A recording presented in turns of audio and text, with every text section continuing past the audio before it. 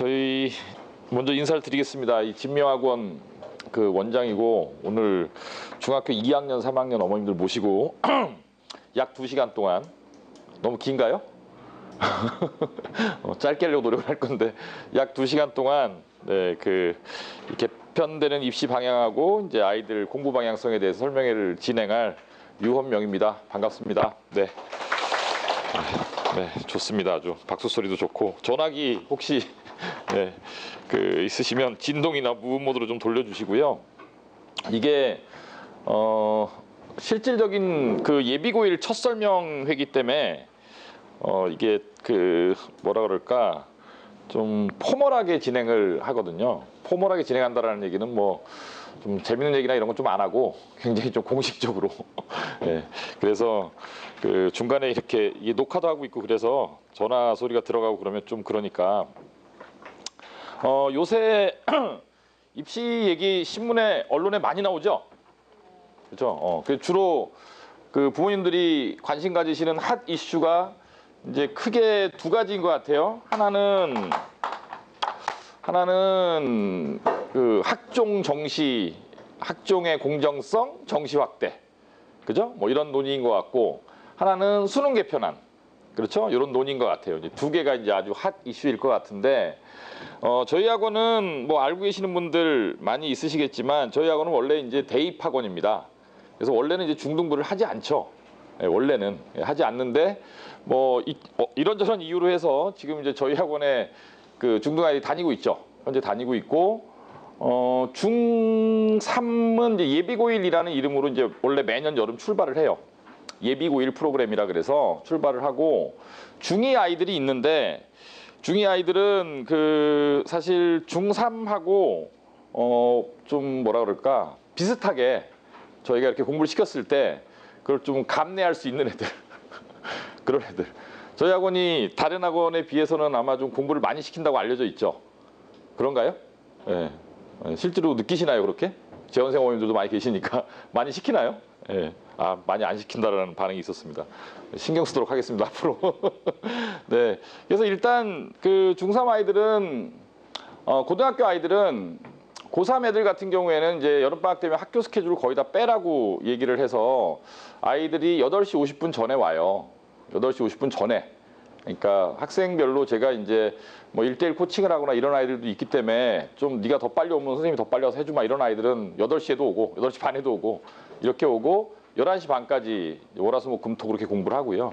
일요일 날은 이제 12시 50분까지 와서 11시 반까지 공부를 하고 이게 이제 고3의 그 일반적인 그 프로그램이거든요. 그러니까 힘들겠죠. 그래서 중3은 이번 여름방학 이제 어떻게 하냐면 9시 8시 50분 너무 빠르다. 그래서 10시. 그래서 이미 발표가 됐을 거예요. 재원생 애들한테는 텐텐. 그래서 10시부터 10시까지 진행을 할 거고 중1 중이는 중1 아이들이 저희 학원에서 공부를 제일 열심히 하는 애들인데 중1 아이들이. 근데 걔네들은 그 아침에 10시까지 와서 이제 저녁 먹기 전에 보내는 걸로. 그렇게 하고 아까 그 중3 애들이나 고등학생 애들은 이제 다 커서 지들이 뭐 밥도 알아서 먹고 알아서 다 하는데 중1 중2 애들은 아직은 좀 어려서 조금 그 고민이에요. 특히 이제 그 밥을 어떻게 하냐. 애들 그 내보내라 그러면 편의점 다 가니까. 그래서 제가 아까 저녁 때 근처 식당에 갔다 왔거든요. 그래서 중1 중2 아이들은 내가 이렇게 메뉴를 짜서 보낼 테니까 방학 동안 좀 밥을 좀 해줘라, 점심을. 월수금만. 화목은 뭐 도시락 싸올 애들 도시락 싸오고 아니면 근처에서 도시락 주문해달라 그러면 주문해주고 그 다음에 그 나가서 그냥 본인이 먹겠다 그러면 화목은 자유를 주고 월수금 3일은 저희들이 이제 지정한 식당 가서 밥을 먹는 걸로 중1 중에는 그렇게 진행을 하려고 해요. 뭐 이런 학원이죠. 그러니까 다른 학원이랑 조금 다른 게 강좌를 딱 정하고 그 영어 들을 사람 모여라, 수학 들을 사람 모여라 뭐 이렇게 해갖고 그 운영되는 학원이 아니고 일단 저희 학원의 컨셉 중에 가장 중요한 거는 저희가 원서를 쓴다라는 거죠. 제가 이제 원서를 쓴다라는 건데 원서를 쓴다라는 거는 결국 지금 현재 이 학생의 상태가 어떤지 그다음에 성향이 어떤지를 분석하고 그다음에 중학교 과정에서 이 아이가 그동안 해왔던 것들을 학생부가 됐든 성적표가 됐든 이런 걸 통해서 파악을 한 다음에 이 아이가 어떤 전형으로 가는 것이 현재 스코어 가장 객관적으로 합리적 판단인가를 내리고 그거에 맞게 그 남은 프로그램들을 짜주는 거죠. 예, 그래서 대단히 이상한 얘기지만 저희 학원에 그 가장 잘 다니는 아이들은 학생들이 강좌를 선택하지 않아요. 저희가 다 선택해 줍니다. 이렇게 들으라고. 예, 다 짜주죠. 그럼 그대로 가면 목적한 바 전형대로 원서를 쓰게 되는 준비가 다 되는 거고, 그런 아이들 대학을 잘 가죠. 예, 대학을 잘 가고 이런 일련의 과정을 이제 입시 컨설팅이라고 하는데, 그 컨설팅을 갖다가 베이스로 깔고 그 위에다가 이제 아이들별로 강좌를 운영해 나가는 그런 형태로 되어 있습니다. 그래서 학원은 이제 그런 학원인데, 제가 그 중학교 아이들을 모아놓고 이제 시키고 싶어하는 이제 가장 중요한 게, 뭐 아시는 분은 아시겠지만 제가 중학교 학생들을 데리고 가장 하고 싶어하는 거는 읽기와 쓰기예요. 영어와 수학이 아니라 읽기와 쓰기입니다. 근데 이 읽기와 쓰기를 시키자라고 부모님들한테 말씀드리고 강좌를 만들고 이제 학생을 모으면 안 모여요. 예. 일단 학생들은 안 하려고 하고요. 안 읽으려고 하고 안 쓰려고 하고, 이제 부모님들도 이제 그런 류의 수업이나 그런 류의 프로그램에 이제 비용을 지불하지 않으려고 하죠. 일반적으로는. 왜냐하면 그 제가 그 두통약과 영양제의 그 비율을 들어서 이 설명을 자주 하는데, 영어를 갖다가 객관식 문제 풀 수 있는 능력을 길러주고, 그 다음에 이제 말하기 능력을 길러주고, 수학 그 선행을 하고, 뭐 이런 거는 이제 두통약인 거죠. 예, 그걸 안 하면 이제 큰일 날 것 같으니까 그런 거는 막 시키시잖아요. 영어학원 보내고 수학학원 보내고. 그런데 이제 읽기 쓰기는 두통약이 아니거든요. 지금 안 해도 아무런 티가 나지 않습니다. 예, 아프지 않아요. 고통스럽지도 않고. 그러니까 이제 안 시키게 되죠. 우선순위 자꾸 밀린다는 거죠. 근데 실제로 이제 대학을 그 보내려면 이제 그런 게 훨씬 중요하기 때문에, 예, 그래서 읽기 쓰기를 그 좀 이따 이제 제가 강좌 소개를 할 때 말씀드릴 텐데, 읽기 쓰기를 저희 학원에 있는 중학생들은 다 해야 됩니다. 예, 그거를 뭐 안 하겠다 그러면 저희는 받질 않습니다. 아예 학생을 처음부터. 예, 중학생들도 이번 여름방학 때 아침부터 저녁까지 이렇게 붙잡아 놓고 계속 공부만 시키냐면 그건 아니고요. 예, 엄청난 양의 책을 읽게 할 거예요. 엄청난 양의 책을 읽게 하고, 담당 선생님도 따로 계시고, 학년별로 독서 프로그램, 쓰기 프로그램 다 따로 짜놓고, 예, 그래서 이제 단과 수강을 허용하지 않는다라는 게 이제 그런 이야기거든요. 읽기 쓰기를 하자 그러면 안 시키니까. 자, 그래서 이제 학원 컨셉은 이제 대략 그 자세한 말씀은 아니지만 이제 드렸고, 일단 입시 얘기를 약 1시간 정도 하고요. 그 다음에 자세하게 강좌별로, 그래 프로그램별로 하나씩 설명을 드리도록 하겠습니다. 이게 이제 그 대입 전형 요소라는 건데, 입시가 뭐 어떻게 바뀌든 간에 뭐 바뀌겠죠. 매년 바뀌어왔고 바뀔 텐데, 어떻게 바뀌든 간에 결국 입시라는 건 왼쪽에 있는 그 4가지 전형 요소, 전형이라는 건 뽑는다는 뜻이고, 전형 요소라는 거는 이제 뽑을 때 사용하는 그 여러 가지 뭐라 그럴까요? 소재라는 뜻인데, 그 이 4가지 전형 요소가 있는 거죠. 내신이라는 전형 요소와, 그 다음에 비교과라는 전형 요소와, 대학별고사라는 전형 요소와, 수능이라는 전형 요소. 이 4가지 전형 요소를 조합하면서 전형이 만들어지는 거예요. 여기에서 2개를 취할 거냐, 하나를 취할 거냐, 3개를 취할 거냐, 그걸 갖다 어떤 비율을 섞을 거냐, 이런 거죠. 비빔밥 만들 때 뭐 야채를 많이 넣을 거냐, 아니면 소고기 볶은 거를 넣을 거냐, 고추장을 넣을 거냐, 이런 식으로 조합을 만들듯이 대학들이 이 4가지 전형 요소를 막 조합을 합니다. 그 조합의 결과로 나타나는 게 전형이라고 하는 거죠. 그래서 이 4가지를 다 잘하는 애로 만들면 되는 거예요. 그럼 대학은 잘 가요. 참 쉽죠. 다 내신도 잘하고, 비교과도 잘하고, 대학별고사도 잘하고, 수능도 잘하는 그런 학생으로 만들면 일단 대학은 잘 가는 거죠. 자, 뭐 되게 우문인데, 이 4가지 전형 요소 중에 뭐가 제일 중요할까요? 다 중요하겠지만 내신, 그렇죠. 이제 거기서부터 이제 불행이 시작되는 거예요. 거기서부터 전형 요소를 하나씩 말씀드리면, 대학은 조금 이제 관심이 있으신 분이라면, 만약 뭐 이렇게 네이버나 검색 엔진에다가 뭐 예를 들면 서울대, 그 다음에 뭐 그 전형, 내신 이런 키워드를 한번 검색을 해보세요. 근데 서울대가 계속 얘기하는 게 있습니다. 뭐냐면 서울대는 일단 그 수시가 이제 2가지 전형으로 되어 있잖아요. 그 1단계가 그 학교장 추천인 지균이라는 그 전형과, 그다음에 1단계 학교장 추천도 들어가지만 서류 심사를 하는 일반 전형이랑 2가지 전형이거든요. 근데 서울대가 계속 뭐라고 얘기를 하냐면, 저희는 내신을 보지 않습니다라고 계속 얘기를 해요. 근데 그 말을 아무도 안 믿어요. 예, 내신을 보지 않는다. 이게 무슨 뜻이냐? 내신을 보죠. 당연히 보는데, 일단 학교장 추천이 되면 걔네들은 다 그 학교에서 인정받은 애들이잖아요. 한 학교장 2명 추천하니까. 일단 추천받으면 내신 안 본다는 얘기예요. 1.2든 1.3이든 1.5든 상관없습니다. 그럼 여기서 이제 중요한 건 서울대가 내신을 본다, 안 본다, 어머님들이 내신이 중요하게 생각한다, 안 한다 이런 게 중요한 게 아니라 내신을 갖고 학생을 그 대학이 뽑고 싶어하는 학생, 대학이 어떤 아이를 뽑고 싶어하냐면 똑똑한 아이를 뽑고 싶어하거든요. 알고 계시죠? 똑똑한 아이를 뽑고 싶어하는데 대학이 뽑고 싶어하는 똑똑한 아이를 내신이라는 전형 요소를 갖고 변별해낼 수 있느냐 없느냐가 포인트인 거죠. 있나요? 없죠. 다 아시잖아요. 근데 왜 내신이 제일 중요하다고 말씀하면 변별해낼 수 없습니다. 내신 갖고. 예. 이게 근데 문제는 뭐냐면 저도 이제 입시학원을 거의 20년 그 고등부학원을 운영하고 있는 학원 원장인데 학원 원장은 제일 싫은 게 내신이에요. 왜냐하면 아무리 설명회를 많이 하고 내신이라는 게 그 의미하는 것이 입시 안에서 어떤 비중이고 어떤 의미다라는 걸 설명을 드려도 일단 중간고사, 기말고사를 못 보면 그동안 들인 돈에 대한 그 효율성을 고민하는 게 학부모님들이잖아요. 그렇죠? 그러니까 내신이라는 건 정말 그 학생이 대략 어느 정도의 이제 그 레인지에 있는 범위에 있는 학생이냐를 정말 살짝 보는 게 살짝 좀 하네, 좀 못하네. 요 정도의 전형 요소인 거지 내신으로 대학은 절대로 학생을 선발하지 않습니다. 아시겠죠? 무슨 얘기인지. 절대로 선발하지 않아요. 물론 밑으로 가면 저 윗대학은 하나도 없는데 밑에 대학에 내려가면 교과 전형이라는 전형이 지금도 있죠. 앞으로도 있을 거고. 교과 전형이라는 건 내신으로 선발하는 전형이거든요. 근데 거기에는 우리가 가고 싶어하는 대학은 거의 없어요. 우리가 가고 싶어하는 대학. 어디라고 제가 말은 안 할게요. 각자 뭐 생각이 다르실 테니까. 근데 우리가 보통 일반적으로 이 관악구 내지 서울에 그 거주하는 학부모님들이 보내고 싶어하는 대학들, 그죠? 한 20개 안쪽이거든요. 20개 안쪽의 대학에서는 내신만 갖고 선발하는 전형은 거의 없어요. 그래서 어쨌든 내신이라는 전형 요소는 보조적 전형 요소다. 잘하면 좋고 뭐 못하면 말고, 그 다음에 대학은 내신만 갖고는 절대 학생을 선발하지 않고 아까 제가 말씀드린 대로 살짝 견눈질 좀 하네. 그래서 실제로 그 서울대 일반 전형이나 서울대 직윤의 합격생들을 봐도요, 1.2, 1.3이 떨어지고 1.7, 1.8이 붙는 경우는 아주 일반적이에요. 같은 학교인데. 같은 학교인데. 물론 1점대 이어야 하죠. 2점대 초반까지도 붙는 경우가 있지만 어쨌든 저는 여기서 이제 등급 평균을 말씀드리는 거는 관악구, 동작구에 있는 일반고를 기준으로 말씀드리는 거예요.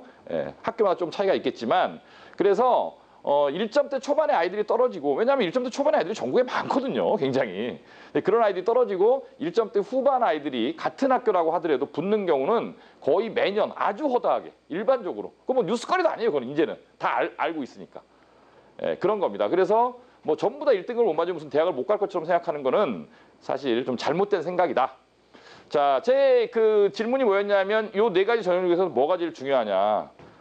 제가 설명회 할 때마다 이제 말씀드리는데 제일 중요한 전형 요소는 당연히 대학별 고사입니다. 당연히. 자, 왜 대학이 내신을 갖고 학생을 선발하지 않죠? 내신이라는 평가 방식이 학교가 다른 아이들의 실력을 객관적으로 비교할 수 없기 때문이죠. 맞죠? 그 다음에 출제 주체가 누구예요? 그 학교 교사시잖아요. 그 학교 교사분들이 출제한 문제를 대학이 다 쳐다볼 수 없잖아요. 어떤 문제를 갖고 애들을 평가했는지. 그 다음에 비교 대상 자체가 한 학교에 한정되기 때문에 그것만 놓고 봐서는 그 아이가 우수한 아이인지 그렇지 않은 아이인지를 선발할 수 없다. 구별할 수 없다. 맞죠? 네. 자, 비교과라는 거는 이제 활동에 대한 기록입니다. 비교과 갖고 지금 굉장히 말이 많은데 지금 요새 뭐 학종의 공정성이다 뭐다 계속 뉴스에 나오는 게 전부 다 저 비교과를 놓고 얘기하는 거거든요. 비교과라는 게 그 학생부상에 있는 내신을 제외한 모든 걸 다 비교과라고 하는 거거든요. 뭐가 있나요? 학생부 혹시 좀 관심 있게 보시는 어머님들은 뭐가 있죠? 일단 그 출결이 있습니다. 아이의 사진이 있고, 그죠? 부모님 얘기도 잠깐 나오고요. 그런 일반적인 그 아이의 인적 사항에 관한 걸 제외하고는 이런 거예요. 뭐 자율활동, 그 다음에 뭐 봉사활동, 그 다음에 동아리 활동, 진로 관련 활동, 독서 기록, 그 아이 학교에서 받은 여러 가지 수상 실적, 이런 것들을 갖고 비교과라고 하는 거거든요. 보통 이제 6가지 정도를 항목을 얘기를 하는데 이런 이제 활동이라는 거죠. 이게 이 활동을 갖다가 학교에 있는 선생님들이 열심히 써주시죠. 그렇죠? 그래서 서류를 보는 거예요. 서류를 보고 이 녀석이 어떤 녀석인가라고 이제 보는 거죠. 대학에서. 그런데 이것도 똑같습니다. 이게 기록이 글이라는 건 사람마다 다 다르잖아요. 그러니까 어떤 선생님이 썼냐에 따라서 기록이 달라지겠죠. 어떤 학교에 있느냐에 따라서 할 수 있는 활동이 제한되겠죠. 그렇죠? 엄마가 적극적이냐 아니냐, 아이의 성격이 얼마나 그 활달하고 진취적이고 적극성이 있느냐 없느냐에 따라서 기록이 달라지겠죠. 그렇죠? 그러면 또 이 비교과라는 것만 갖고도 대학에서 학생을 선발할 수 있나요? 없죠. 제가 이제 모 대학 입학처장 저희 선배님인데, 고등학교 대학교 선배님인데 만나서 이제 여쭤봤어요. 요새 학종 어떻게 생각하세요? 그랬더니 저보고 거꾸로 물으시더라고요. 자네는 어떻게 생각하냐고. 그래갖고 참 어렵습니다. 어떤 애는 다 붙을, 뭐 6개 대학이 다 붙을 것 같은데 어떤 아이는 떨어지기도 하고요.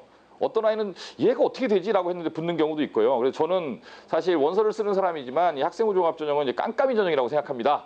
이렇게 말씀드렸더니 그 입학처장인 교수분이죠. 그분이 이제 하시는 말씀이, 야, 진짜 이건 솔직한 고백인데 우리가 어떤 애들을 뽑는지도 모르고 뽑아. 사실 알 수 없죠. 그걸 어떻게 알아요? 기록을 보고. 아니, 선생님들이 거기다가 뭐 학생에 대해서 앙심을 품고 있지 않는 한 그 기록을 막 쓰겠어요?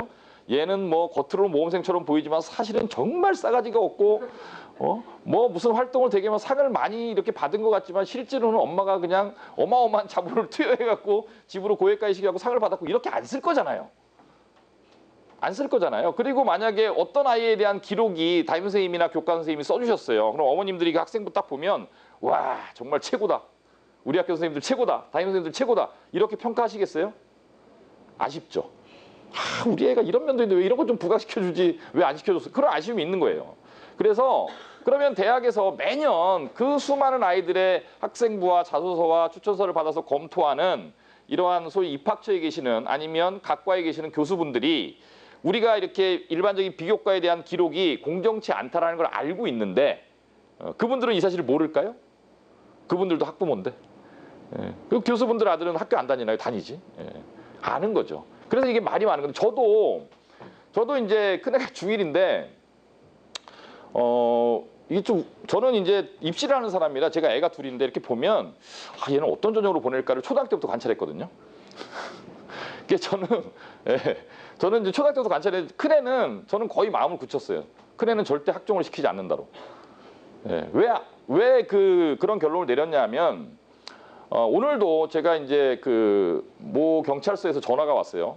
좀 아까 한 4시경에 전화가 와서 어느 경찰서 누구라는 거예요. 그래서 또 내가 무슨 잘못을 했는데 경찰서에 전화가 왔나. 그게 아니고, 제가 이렇게 설명회를 인터넷에 많이 올리잖아요. 그 유튜브에 진명하고 검색하시면 제가 한 설명회가 몇십 개가 올라와 있거든요. 그러니까 이제 이 정보를 분석하시는 분들이 검색을 하다가 제가 걸리나 봐요. 그래갖고 어떤 이슈가 생기면 저한테 전화가 와요. 그래서 이런 거에 대해서 지금 뭐 학원가는 어떻게 움직일 것 같으냐, 뭐 교육 일선에 있는 사람으로서 이런 수능 개편에 대해서 어떻게 생각하느냐, 이런 걸 이제 물어보시더라고요. 그래서 그분이랑 통화를 한 30분 했는데, 그러면서 이제 한 얘기예요. 오늘 한 얘기인데, 저는 이 학종이라는 제도가 굉장히 불합리한 제도라고 생각합니다. 이유는 자, 활동이잖아요. 이제 아이들을 잘 키우고 싶죠. 대학도 잘 가야겠지만. 그러면 아이들이 어떤 활동을 고등학교에서 해야 되냐면, 본인이 즐거워하고 재밌어하고 본인이 좋아하는 분야의 지적 탐구와 관련된 분야의 활동을 해야 되는 거죠. 그런데 우리 아이들이 그렇게 활동하나요? 제가 그렇게 컨설팅 하나요? 안 하죠. 야, 너 일로 와봐. 야, 너 이 동아리가 너무 약해. 하나 더 만들어. 야, 너 봉사활동 이거 하지 말고 이거 해. 네 진로 관련해서 이런 봉사 더 나.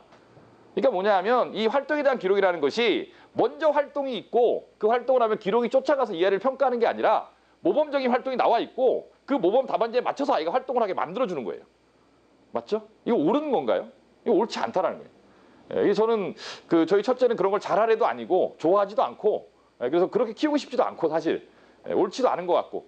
그래서 얼마 전에 이제 집에서 아침 먹다가 와이프한테, 야, 큰애는 학교 가더라도 절대 스트레스 주지 말고, 뭐 활동 이런 거 뭐 학교에서 내는 거 뭐 하라고 얘기하지도 말고 그냥 지 하고 싶은 대로 하라 그래. 그러고 대학은 어떻게 보내려고? 그냥 걔는 뭐 머리는 나쁜 애가 아니니까 그냥 수능으로 보내지 뭐. 수능 100%로 보내지 뭐. 그랬더니 왜 벌써부터 아이의 가능성을 제한하냐고.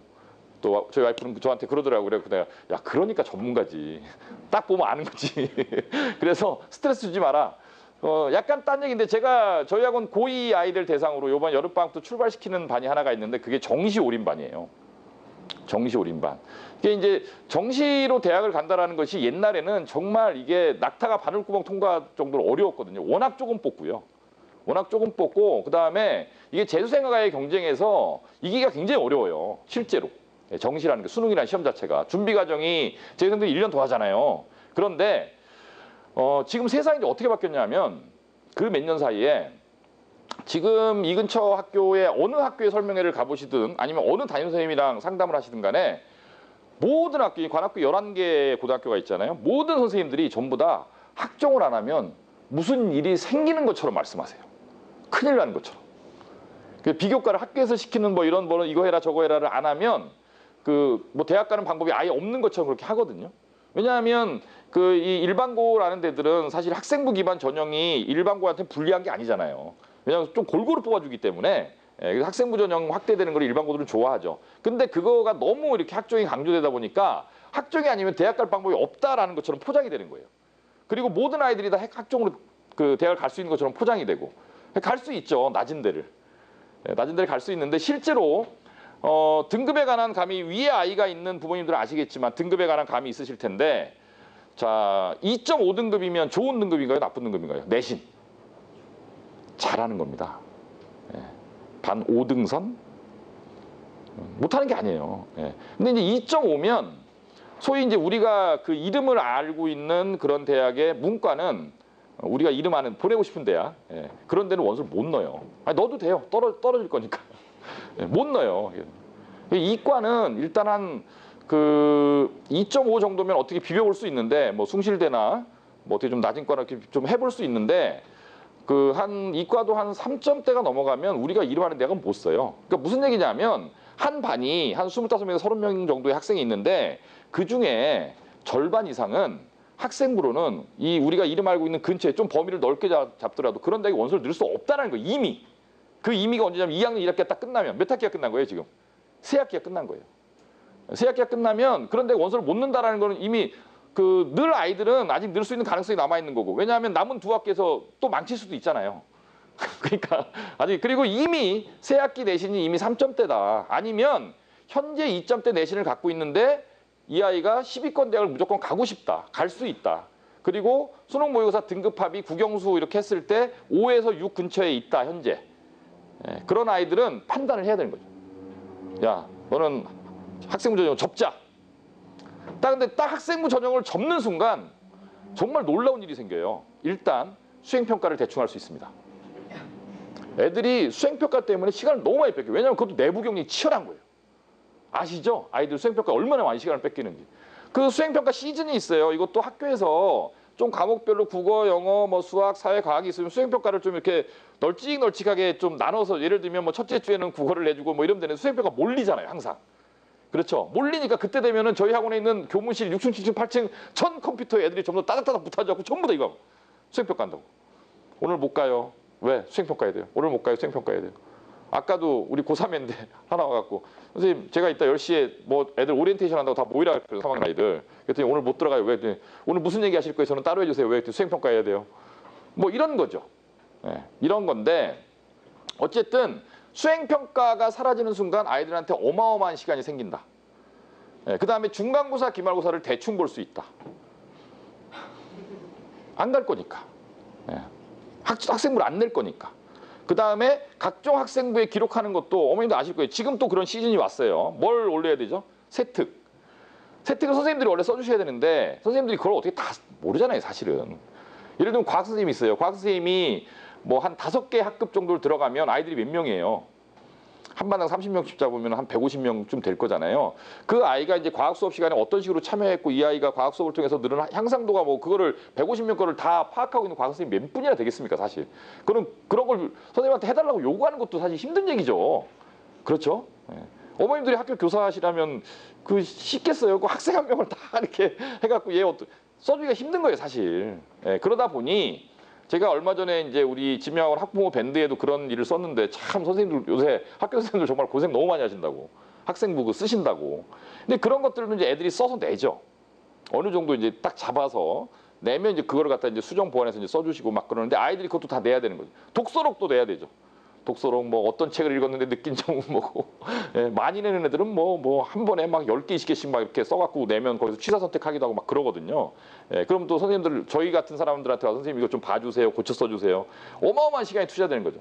그러니까 학생부 종합 전형을 안 쓰겠다라고 딱 선언하는 순간 아이한테는 제가 지금 말씀드린 이렇게 어찌 보면 되게 소모적일 수도 있는 그 학종에 관한 과당 경쟁 때문에 어떻게 보면 되게 소모적일 수도 있는 내신 준비 기간이나 아니면 수행평가나 아니면 학생부에 기재될 여러 가지 사항에 투자할 시간이 고스란히 공부를 할 수 있는 시간으로 확보가 된다는 거예요. 별로 동의하시지 않는 현실적인 결정을 해야 되는 거죠. 2학년 1학기예요. 이미 세 학기가 지났어요. 세 학기가. 2학기가 남아 있습니다. 근데 세 학기 동안 내가 했는데 3점대다. 3점대다. 근데 내가 뭐 저기 경기권 바깥으로 서울 바깥으로 대학을 갈 생각이 난 죽어도 없다. 그리고 그런 대학 가면 우리 엄마 아버지는 학비도 안 줄 사람이 확실하다. 그리고 그런 대학 가면 나는 4년 동안 계속 엄마 아빠한테 갈굼당하면서 살아야 된다. 아이고 저거 그냥 거기 가서 장학금도 못 받니 뭐 그래서 나는 그런 대학 갈 생각이 없다. 그런데 지금 내가 새 학기 내신에 이런 상태이니 나는 그런 대학을 갈 수 있는 방법을 찾겠다. 그런 애들한테는 굉장히 유의미한, 그죠? 왜냐하면 온 나라가 전부 다 학종에 그 물들어 있기 때문에 거기에서 딱 접는 순간 그 아이가 3점대 초중반의 내신을 갖고 있는 아이가 만약에 학종을 접는다. 그럼 내신이 몇 등급이 나올까요? 3점대 초중반이 나옵니다. 네. 지금부터 내신 공부를 열심히 하면 몇 점이 나올까요? 3점대 초중반이 나옵니다. 이 놀라운 사실을 알고, 왜냐하면 내신은 원래 그런 거거든요. 내신은 뭐 이렇게 한다고 되는 게 아니거든요. 그냥 그 아이가 세 학기 정도 했으면 그 아이의 평균적인 내신과 관련된 능력이 이미 다 한 번씩 이렇게 검증이 된 거고 그대로 가는 거예요, 그냥. 그러니까 빨리 갈아타야 돼요. 그래서 정시 올인반. 그런데 제가 상담을 하면서 그런 아이를 많이 만나거든요. 예. 여기 근처에 있는 M여고, 여기 오늘 M여중 어머님들 많이 오셨는데 우리 M여고도 관악구 M여고가 2개 있습니다. 예, M여고가 2개가 있는데 거기도 모든 아이들을 다 학종으로 보내려는 경향이 굉장히 강한 학교예요. 그러다 보니까 3점대인 아이들한테도 3.5, 3.7 이런 아이들한테도 계속 학생부 열심히 하라고 그러고 저는 딱 얘기해요. 너 학생부 접어. 너 지금부터 정시 올인. 그렇게 말씀드리거든요. 근데 어머님들이 선생님 그래도 좀 더 해봐야 되지 않을까요? 네. 어머니 그러면 정말 이 그 다른 일반고의 다른 그 공학에 비해서 특히 여고는 내신 경쟁이 굉장히 치열한데 어머니 얘가 지금부터 정말 여태까지의 생활 자세하고는 완전히 다른 뭐 개조된 정신을 갖고 공부에 올인한다. 내신에 올인한다. 그래서 이 아이가 남은 2학기 동안 어느 정도의 내신을 받을 것 같으세요? 지금 3.5인데 걔가 쭉 올 1을 받을까요? 남은 2학기? 그런 일이 생길까요? 안 생겨요. 올 2를 받을 가능성은 안 생겨요. 2, 3을 왔다 갔다 하겠죠. 1, 2, 3을 왔다 갔다 하거나 1, 2, 3, 4를 왔다 갔다 하거나 그래서 뭐 남은 2학기 동안에 만약에 이제 2.5등급을 맞는다라고 해서 기존 세 학기랑 남은 2학기를 합쳐서 5학기 등급 평균을 내면 몇 점이 나올까요? 3점대 초반이 나오죠. 그럼 어차피 못 쓴다는 거예요. 그래도 선생님 끝까지 해보는 게 좋지 않을까요? 그럼 안 된다는 거예요. 근데 그래도라는 건 없다라는 거예요. 그래도라는 거는. 입시는 선택이고요. 선택은 항상 그 하이 리스크 하이 리턴이 아니라 리스크 없는 선택은 없어요. 어차피 학생들이 갖고 있는 대학 갈 때 학생들이 갖고 있는 리소스 중에 이용할 수 있는 자원 중에 가장 중요한 건 시간입니다. 맞죠? 공부를 열심히 한다는 전제하에 공부를 열심히 안 할 거면 그건 처음부터 얘기가 안 되는 거고 열심히 한다는 전제하에 가장 중요한 게 뭐냐? 학생들의 시간이다. 근데 그 시간을 이것도 해라 저것도 해라 다 해놓고 애들한테 못한다 그러면 안 된다는 거예요. 과감하게 버릴 건 버려주고. 예, 어쨌든 비교과는 이제 그런 겁니다. 그래서 정시올인반을 출발시키는데 처음에는 그 반이 몇 명 안 모일 거예요. 10명도 안 될 겁니다. 왜냐하면 제가 아무리 상담을 하고 제가 뭐 시뮬레이션으로 얘가 이대로 나갔을 때 3학년 그 9월 달에 쓸 수 있는 학생부 전형으로 쓸 수 있는 대학을 모델로 다 만들어줘도 그래도 포기 안 해요. 그만큼 세뇌돼 있어요. 학생부 종합에. 온 대한민국이. 그런 상황이거든요, 지금. 어쨌든. 그래서 비교과는 그런 거다라는 거고요. 그 다음에 이제 그 수능이라는 건 지금 수시 전형에서는 사실 참고 요소죠. 아시겠지만. 지금 그 입시 개편안 4가지 의제를 놓고 지금 치열한 토론들을 하고 있는데 그 중에 이제 또 하나의 이슈 중에 하나가 이 수능 최저학력 기준을 적용을 어떻게 할 거냐라는 이슈가 또 있는데 지금 수시에서 이제 수능이라는 건 사실은 참고 요소입니다. 그래서 이 4가지 전형 요소에서 가장 중요한 게 뭐냐라고 물어보면 사실 대학별고사가 제일 중요한 거죠. 그렇죠? 그 내신이나 비교과는 아까 말씀드린 대로 학교에서 출제한 시험, 그 학교 아이들끼리 비교한 그 기록, 그다음에 이거는 활동에 대한 기록. 이런 걸로 학생을 선별하기 어렵다. 그럼 대학별 고사를 왜 내느냐? 만약 수능이라는 전형 요소가 대학이 봤을 때 수능 점수를 보고 이 아이를 변별해낼 수 있다면 이런 걸 따로 안 보겠죠. 근데 이 대학별 고사를 보는 이유는 뭐냐 하면 수능도 어차피 최상위권으로 가면 변별력이 떨어진다는 거예요. 객관식 시험에 또 한계라는 게 있거든요. 실제로 수학은 29번, 30번이라는 얘기 들어보셨죠? 못 들어보셨나요? 그러니까 수능 수학 1등급을 가르는 게 29번, 30번이거든요. 네. 29번, 30번을 맞추면 100점이에요. 29번, 30번을 틀리면 92점이고. 그러면 1등급 컷. 딱 두 개만 틀리면. 그래서 조금 쉬우면 이제 뭐 96점, 95점 이렇게 되는 거죠. 어쨌든 이 수능이라는 이 시험 자체도 위로 올라가면 1, 2등급 때 애들만 딱 놓고 봤을 때는 1등급부터 9등급까지 있을 때는 변별력이 있지만 1, 2등급만 놓고 봤을 때는 요거 하나만 갖고 학생들을 변별하기 쉽지 않다. 그래서 객관식이 아닌 학생을 얼굴을 보면서 직접 아니면 그 아이가 직접 이제 그 논술형 글을 쓰게 만듦으로써 그 아이의 실력을 평가할 수 있는 대학별 고사를 보는 거죠. 대학은. 이게 제일 중요하죠. 그래서 지금 중2, 중3은 오늘 중2, 중3 설명회니까 중2, 중3 어머님들은 다른 거 뭐 내신이고 뭐 이런 거 그 한꺼번에 이런 거를 다 고려해서 지금부터 뭘 하려면 힘드니까 딱 가상의 목표를 세우면 돼요. 우리 아이를 대학별 고사를 잘 볼 수 있는 아이로 만들겠다. 아시겠죠? 무슨 얘기인지. 예. 그럼 대학별 고사의 시험의 형식이 뭔가요? 면접, 구술, 논술. 이런 게 대학별 고사죠. 그렇죠? 대학별 고사를 잘 할 수 있는 아이로 가르쳐 놓으면 수능도 잘하게 되고요. 내신도 잘하게 되고요. 비효과도 잘하게 됩니다. 왜 그러냐 하면 문과의 대학별 고사의 형식이 뭐겠어요? 논술과 구술인데 말학인데 뭘 물어보겠어요? 거기에서 나오는 주제들이. 문과 애들 모아놓고 그 저런 거 물어보진 않을 거잖아요. 야, 너 수학 문제 풀어봐. 뭐 물리 물어보고 이러진 않을 거잖아요. 그렇죠? 예를 들면 경제학과에서 뭘 물어보겠어요? 경제학과에서 올해 이제 빅 이슈가 통일이다. 그죠? 뭐 우리 누가 내려왔다 가고 문재인 대통령이 좀 통일 그러면 그 통일을 우리나라에서 반대하는 사람이 있고 찬성하는 사람이 있는데 그 통일이 됐을 때 경제적 그 효과나 경제적 전망이 어떻게 될 거냐 이런 질문이 나올 수 있는 거죠. 그러면 거기에 대한 대답은 뭐죠? 좋을 것 같은데요? 나쁠 것 같은데요? 뭐예요? 애들 북한 애들 다 퍼주고 우리 돈 다 갖다 주는 거잖아요. 이런 정도 대답 갖고는 합격이 안 되겠죠. 훨씬 더 분석적으로 대답을 해야겠죠. 훨씬 더 뭐 지표를 숫자를 예를 든다라든가 아니면 세계 경제에서 뭐 우리나라 경제의 위상을 갖다 분석하면서 이제 북한과 이렇게 붙었을 때 일어날 수 있는 시너지를 갖다 얘기를 한다라든가 뭐 이런 식의 분석적인. 그래서 결국 문과의 대학별 고사라는 건 정치, 경제, 사회, 문화, 역사, 예술, 종교, 철학에서 문제가 나와요. 그러니까 무슨 말인지 아시겠죠? 그러면 그런 문제에 답변을 하고 그런 글을 쓰려면 문과 애들이 해야 되는 가장 중요한 일이 뭘까요? 책 읽기예요. 책 읽기. 책 읽기. 그 다음에 아까도 제가 무슨 세특 얘기하고 수행평가 얘기하고 그 다음에 비교과 얘기했지만 문과 아이들이 그 학교를 갔을 때 여러 가지 대회에 참가를 할 수가 있는데 문과 아이들이 주로 참가하는 대회는 어떤 대회일까요? 독서 대회, 글쓰기 대회, 토론 대회죠. 맞죠? 예. 그러니까 문과를 가는 애들은 뭘 해야 되는 거예요? 책을 읽어야죠. 글을 써야 되고. 그죠? 그 다음에 시사 이슈에 대해서 관심을 가져야 되는 거고. 시사들을 갖다 묶어서 항상 물어보기 때문에 문과 아이들은. 이해가시죠? 무슨 얘기인지. 예, 그렇게 가야 되는 거고. 이과 애들은 전공 접학성을 물어보는데 이 이과의 전공 접학성이라는 건 이제 수학과학인 거죠. 그죠? 수학과학을 시사와 연결한다라든가 수학과학을 독서와 연결한다든가 이런 식의 이제 공부를 시켜야 되는 거죠.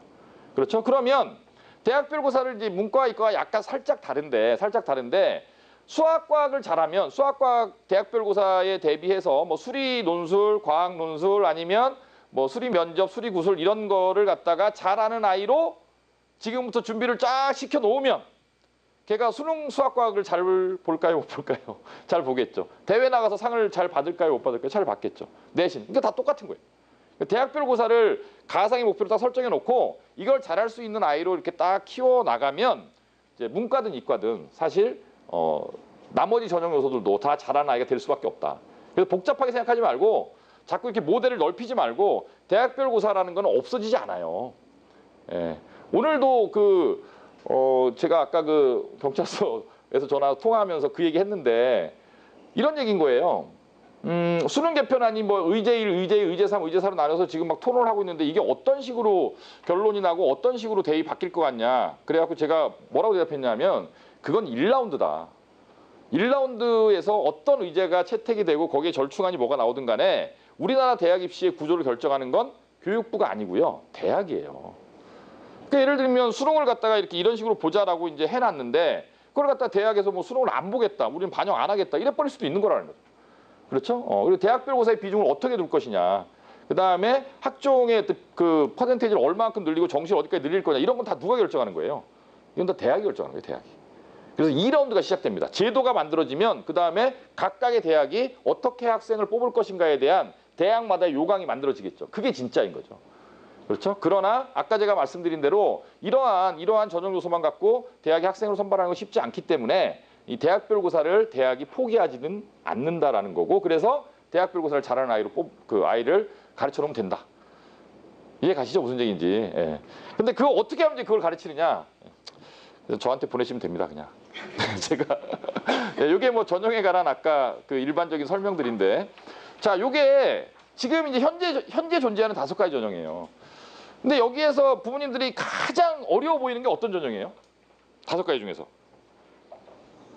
교과, 종합, 특기자, 논술, 수능. 뭐가 제일 어려워 보이나요? 왜 대답을 안 하세요? 다 만만하게 보이세요? 논술, 특기자 이런 게 좀 어려워 보이죠. 학생부 이런 건 맨날 듣는 말이고 수능도 맨날 듣는 말이지만 특기자 논술 이런 거 특기자 그러면은 우리 애는 특기자가 아니니까. 그죠? 우리의 특기는 잘 먹고 잘 자긴데 이런 거 갖고 뽑질 않을 테니까. 예. 그러니까 일반적으로 학부모님들이 특기자가 어렵다, 논술이 어렵다 이렇게 생각하시는 것처럼 그런 것처럼 다른 학부모님도 다 그렇게 생각하시거든요. 그래서 특기자가 쉬워요. 왜? 준비하는 애들이 없기 때문에. 그 관악구, 동작구 전체 지금 뭐 한 20개 가까운 학교에서 특기자 전형을 준비하는 애들이 몇 명이나 될까요? 그러니까 한 학교에 약 1000명쯤 있겠죠. 한 학년당 300명, 250명에서 300명, 뭐 대략 800명에서 1000명 사이. 학교가 15개만 좋아도 12000명 정도가 있잖아요. 고등학생들이. 그중에서 고1, 2, 3 다 합쳐서. 예, 특기자를 준비하고 있는 아이들이 몇 명이나 있을까? 학교당 한 학교에 특기자 준비하는 애가 있을까요? 없을까요? 없죠. 없어요. 관악구만 그럴까요? 다른 데도 없어요. 특기자가 뭔지도 몰라요. 일단 쳐다보질 않아요. 왜? 저건 우리가 노는 데가 아니거든. 아예 가질 않아요. 저쪽은. 예. 그래서 일반고 아이들이 특기자 전형을 준비하면 굉장히 합격 확률이 높습니다. 할 수만 있으면. 할 수가 없으니까 문제지. 그렇죠? 근데 왜 할 수 없느냐? 모르기 때문이죠. 예, 어렵지 않아요. 알면 할 수 있는 겁니다. 알면. 조금 이따 설명드릴 거고. 논술도 마찬가지인데 아까 제가 대학별 고사를 잘 볼 수 있는 아이를 키우면 나머지가 다 풀린다라는 말씀 드렸는데 이 논술이 가장 지금 있는 대학별 고사 중에서는 가장 포멀한 일반적인 공식적인 그러한 대학별 고사인 거죠. 문제 자체도 대학 교수들이 여러 명이 연합 출제를 하고 문제 수준도 굉장히 높고 그렇죠. 논술 문제를 아이들이 뭐 문과는 인문 논술이라 그래서 이제 글쓰기 논술이 나오는 거고 이과는 이제 수리 논술, 과학 논술이라 해서 문제 풀이가 나오는 거거든요. 이제 그런 것들을 잘하는 아이로 키우면 다른 전형도 사실은 할 수 있는 가능성이 많이 생기는데 그래서 그러니까 이런 전형들을 갖다가 전부 다 준비하기 좀 어려운 학생이라면 일단 메인 전형을 하나 설정하는 게 굉장히 중요하거든요. 제가 이제 학생 설명회 같은 거 하면 너희들은 메인 전형을 논술 전형이라고 생각하고 해라. 그러다 보면 나머지가 저절로 풀린다. 예, 이렇게 말씀드리는데 그래서 특기자나 논술도 이렇게 어렵지 않아요. 그래서 학생들 설명회 뭐 제가 예비고를 설명회도 매년 하는데 학생들 대상으로 걔네들 데리고 얘기를 할 때 여기에 있는 전형 중에서 너희들이 딱 고등학교에 들어가는 순간 1, 2, 3, 4, 5번 중에서 1, 2번만 있고 3, 4, 5번은 아마 학교 가는 순간 다 없어질 거다. 너희들 머릿속에. 왜? 학교에서는 3, 4, 5번을 얘기하지 않기 때문에. 그러나 너희들은 끝까지 잊으면 안 된다. 1, 2, 3, 4, 5는 다 살아있는 전형이다. 그걸 까먹으면 안 된다. 그렇게 학생들한테 얘기하거든요. 저희 아이들은 이걸 준비하는 애들 지금도 굉장히 많죠. 특기자 준비하는 애들도 많고. 근데 그 특기자 전형 이런 논술 전형 준비시킬 때 제일 어려운 게 뭐냐면 아이들을 설득하는 거예요. 아이들 설득이라기보다는 아이들이 이제 이걸 제가 하는 이야기를 공감하도록 해야 되는데 아까 말씀드렸던 것처럼 하도 이래 학생부 전형이 아니면 대학을 갈 수 없다라는 식으로 아이들이 거의 머릿속 구조가 그렇게 돼 있어서 애들이 이제 제 말을 갖다가 잘 안 들으려는 경향이 있는 처음부터 들어온 애들은 제 말을 잘 들어요. 예비고 올 때부터 출발한 애들은. 왜냐하면 제가 그걸 갖다가 무슨 주장이 아니거든요. 제가 해주는 건 분석이지. 제 얘기를 하는 게 아니라 객관적인 데이터를 보여주고 합격자의 데이터를 보여주는 거라서 저희 아이들은 믿는데 어쨌든 이건 전형의 종류고 뭐 이런 얘기는 다 아시는 얘기니까. 자, 요겁니다. 요게 지금 뭐 1번, 2번, 3번, 4번 네 가지인데요. 하나씩 볼까요? 1번은 뭐냐면 첫 번째 이슈가 학생부 위주 전형과 수능 위주 전형의 비율인데 이거는 균형을 유지한다. 뭐 그다음에 45% 이상의 뭐 정시를 보장한다. 뭐 이런 얘기가 있고 수능 평가 방법은 상대 평가를 현재처럼 영어만 절대 평가를 하고 나머지는 상대 평가를 유지한다. 이런 거고 이제 수능 최저학력 기준은 이제 대학 자율에 맡긴다. 그렇죠? 뭐 이런 게 이제 1안. 그다음에 이게 두 번째는 이제 2안이죠. 절대 평가로 다 전환한다. 전 수능 영역을. 오늘도 제가 아까 전화 받은 내용 중에 상대평가 절대평가에 따라서 어떻게 바뀔 것 같냐, 시장이, 사교육 시장이 이런 질문을 받았는데 제가 이렇게 얘기를 했는데 안 바뀝니다. 왜 안 바뀌냐고 한번 생각해 보세요. 상대평가는 그 겉으로 보면 이건 한 문제 한 문제에 따라서 그 표준 점수나 백분위가 달라지니까 굉장히 예민하게 보이고 절대평가는 좀 간격이 넓으니까 1등급, 2등급 크게 보니까 아무래도 영향이 줄 것 같죠. 그렇게 생각하는 게 일반적인 생각인데 한번 생각해 보세요. 우리 아이가 지금 절대평가로 바뀌었어요. 그리고 국어가 92점, 93점이 나와요. 그러면 국어 공부를 마지막까지 시키시겠어요? 안 시키시겠어요? 시켜야죠. 왜? 한두 문제 틀리면 2등급인데. 그럼 94점, 95점을 두 번 연속 모의고사를 받았다. 그러면 국어 공부 시키시겠어요? 안 시키시겠어요? 시켜야죠. 그거 어떻게 될지 어떻게 알아. 그죠? 그러면 절대평가로 바뀐다 그래서 어떤 과목의 공부를 안 해도 되는 애들은 어떤 애들일까요? 네, 98, 99를 3연속 받은 정도의 아이들. 그런 애들한테 저희 학원은 그런 애들 많이 있죠. 제 수업 하는 애들, 제가 하는 반에도 그런 아이들이 있는데 제가 여름방학에서도 당분간 빠져 있어요. 너 당분간 선생님 수업 들어오지 마. 빠져 있어. 그래도 돼요. 빠져. 선생님 들어오라 그러면 그때 들어와. 여기서 당분간이 하나께요. 그런 애들도 이제 걔는 이제 모의고사를 뭐 학교에서도 보고 학원에서도 보고 한 3회 정도를 봤는데 계속 뭐 제가 영어 가르치니까 100점, 뭐 98점, 97점 이렇게 계속 맞아요. 3번 연속. 영어를 잘해요. 제가 가르쳐봐도. 너 빠져. 내신은요. 내신할 때만 살짝 볼 때 그때만 들어와. 나머지 빠져 있어. 그런 아이들이 몇 명이나 있나요? 여기 있나요? 그런 아이들? 네, 어머님? 많이 없잖아요. 그러니까 절대평가로 바뀐다고 그 수업을 안 듣겠냐라는 거예요. 그 공부를 안 하겠냐라는 거예요. 덜 하겠냐라는 거예요. 그런 애들은 없다라는 거예요. 의미 없는 논쟁이에요, 사실. 그렇잖아요. 어떤 간이 배 밖으로 나온 사람이 우리 애는 뭐 94점, 92점 뭐 왔다 갔다 하고 가끔 89점도 맞는데 우리 애는 1등은 받을 거니까. 그건 대단한 오판이죠. 그리고 실제로 수능을 보면 점수가 떨어진다 이런 얘기 많이 들어보셨죠. 6월 모의고사를 보면 애들이 휘청하거든요. 고3 아이들이 3월, 4월, 6월, 7월, 9월, 10월 모의고사를 봐요. 근데 이제 제일 큰 시험이 6월, 9월이죠.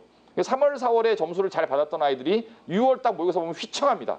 등급이 대부분 다 0.5등급 정도 떨어지죠. 재수생이 쑥 들어오거든요. 6월에. 3, 4월에 없던 재수생이 쑥 들어오고요. 범위가 넓어져요. 점점. 특히 수학 같은 경우 범위가 점점 넓어요. 뒤로 갈수록 어렵잖아요. 어려움이 계속 들어오는 거예요. 등급이 떨어지죠. 거기다가 또 이제 수학을 잘 못하는 아이들이 현재 그 수능 체제에서는 이과에서 수학 못하는 애들이 다 가형, 나형 아시죠? 이과 애들이 가형, 문과 애들이 나형이잖아요. 가형 한 5등급 이하의 아이들이 다 나형으로 도망가요. 가형은 시험 보는 애들 몇 명 안 남아요. 그 등급 계속 또 나는 가만히 있는데 못하는 애들이 자꾸 없어지니까 등급이 나는 가만히 계속 떨어지는 거예요. 계속. 나는 가만히 있어요. 공부 계속 열심히 했어요. 근데 갑자기 예비군이 2만 명이 들어오네. 상위권이. 이 형들은 없던 형들인데 왜 시험을 같이 보고 있지? 떨어져야지 뭐 나는. 그죠? 밑에 애들은 받쳐주던 든든하게 5, 6, 7, 8, 9. 사라져. 나형으로 다 도망가. 가형이 계속 떨어지는 거예요. 계속. 무슨 말인지 아시겠죠? 이런 거거든요. 그래서 이게 절대평가로 간다고 하더라도 사실은 그 영역 공부를 안 하기는 쉽지 않다. 그래서 이게 뭐 크게 뭐 지금도 사실은 등급으로만 반영을 하고 있고 뭐 크게 뭐 절대평가로 전환한다는 것이 아이들한테 크게 영향을 끼칠 것 같지 사실은 않다. 공부를 안 하기에는 좀 어떤 특정 영역 공부를 안 하기 어려울 것 같다 이런 얘기고요.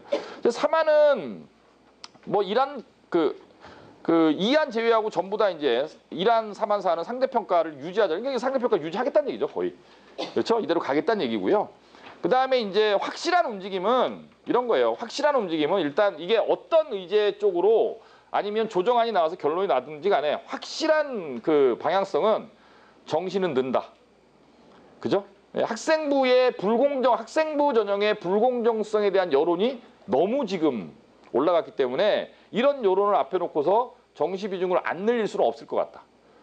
그렇죠. 예, 정시는 는다. 정시를 는다라는 얘기, 정시가 는다라는 얘기는 학생부 종합에서 내지는 학생부 교과에서 우리가 원하는 대학을 갈 수 있는 등급 컷이 어떻게 된다? 올라간다는 얘기겠죠. 명수가 주니까. 그러겠죠. 그리고 학생부 종합에서 요구하는 여러 가지 무슨 수상 실적이나 뭐 외부 활동 참가나 이런 걸 갖다 기재를 못하는 쪽으로 계속 가잖아요. 지금 자율 동아리도 못 만들게 하자 이런 얘기도 나오고. 그렇죠. 뭐 학교장이 허락한 행사는 이제 참가할 수 있는데 그런 외부에서 한 거는 단 한 줄도 못 적게 하자 뭐 이런 얘기도 나오고.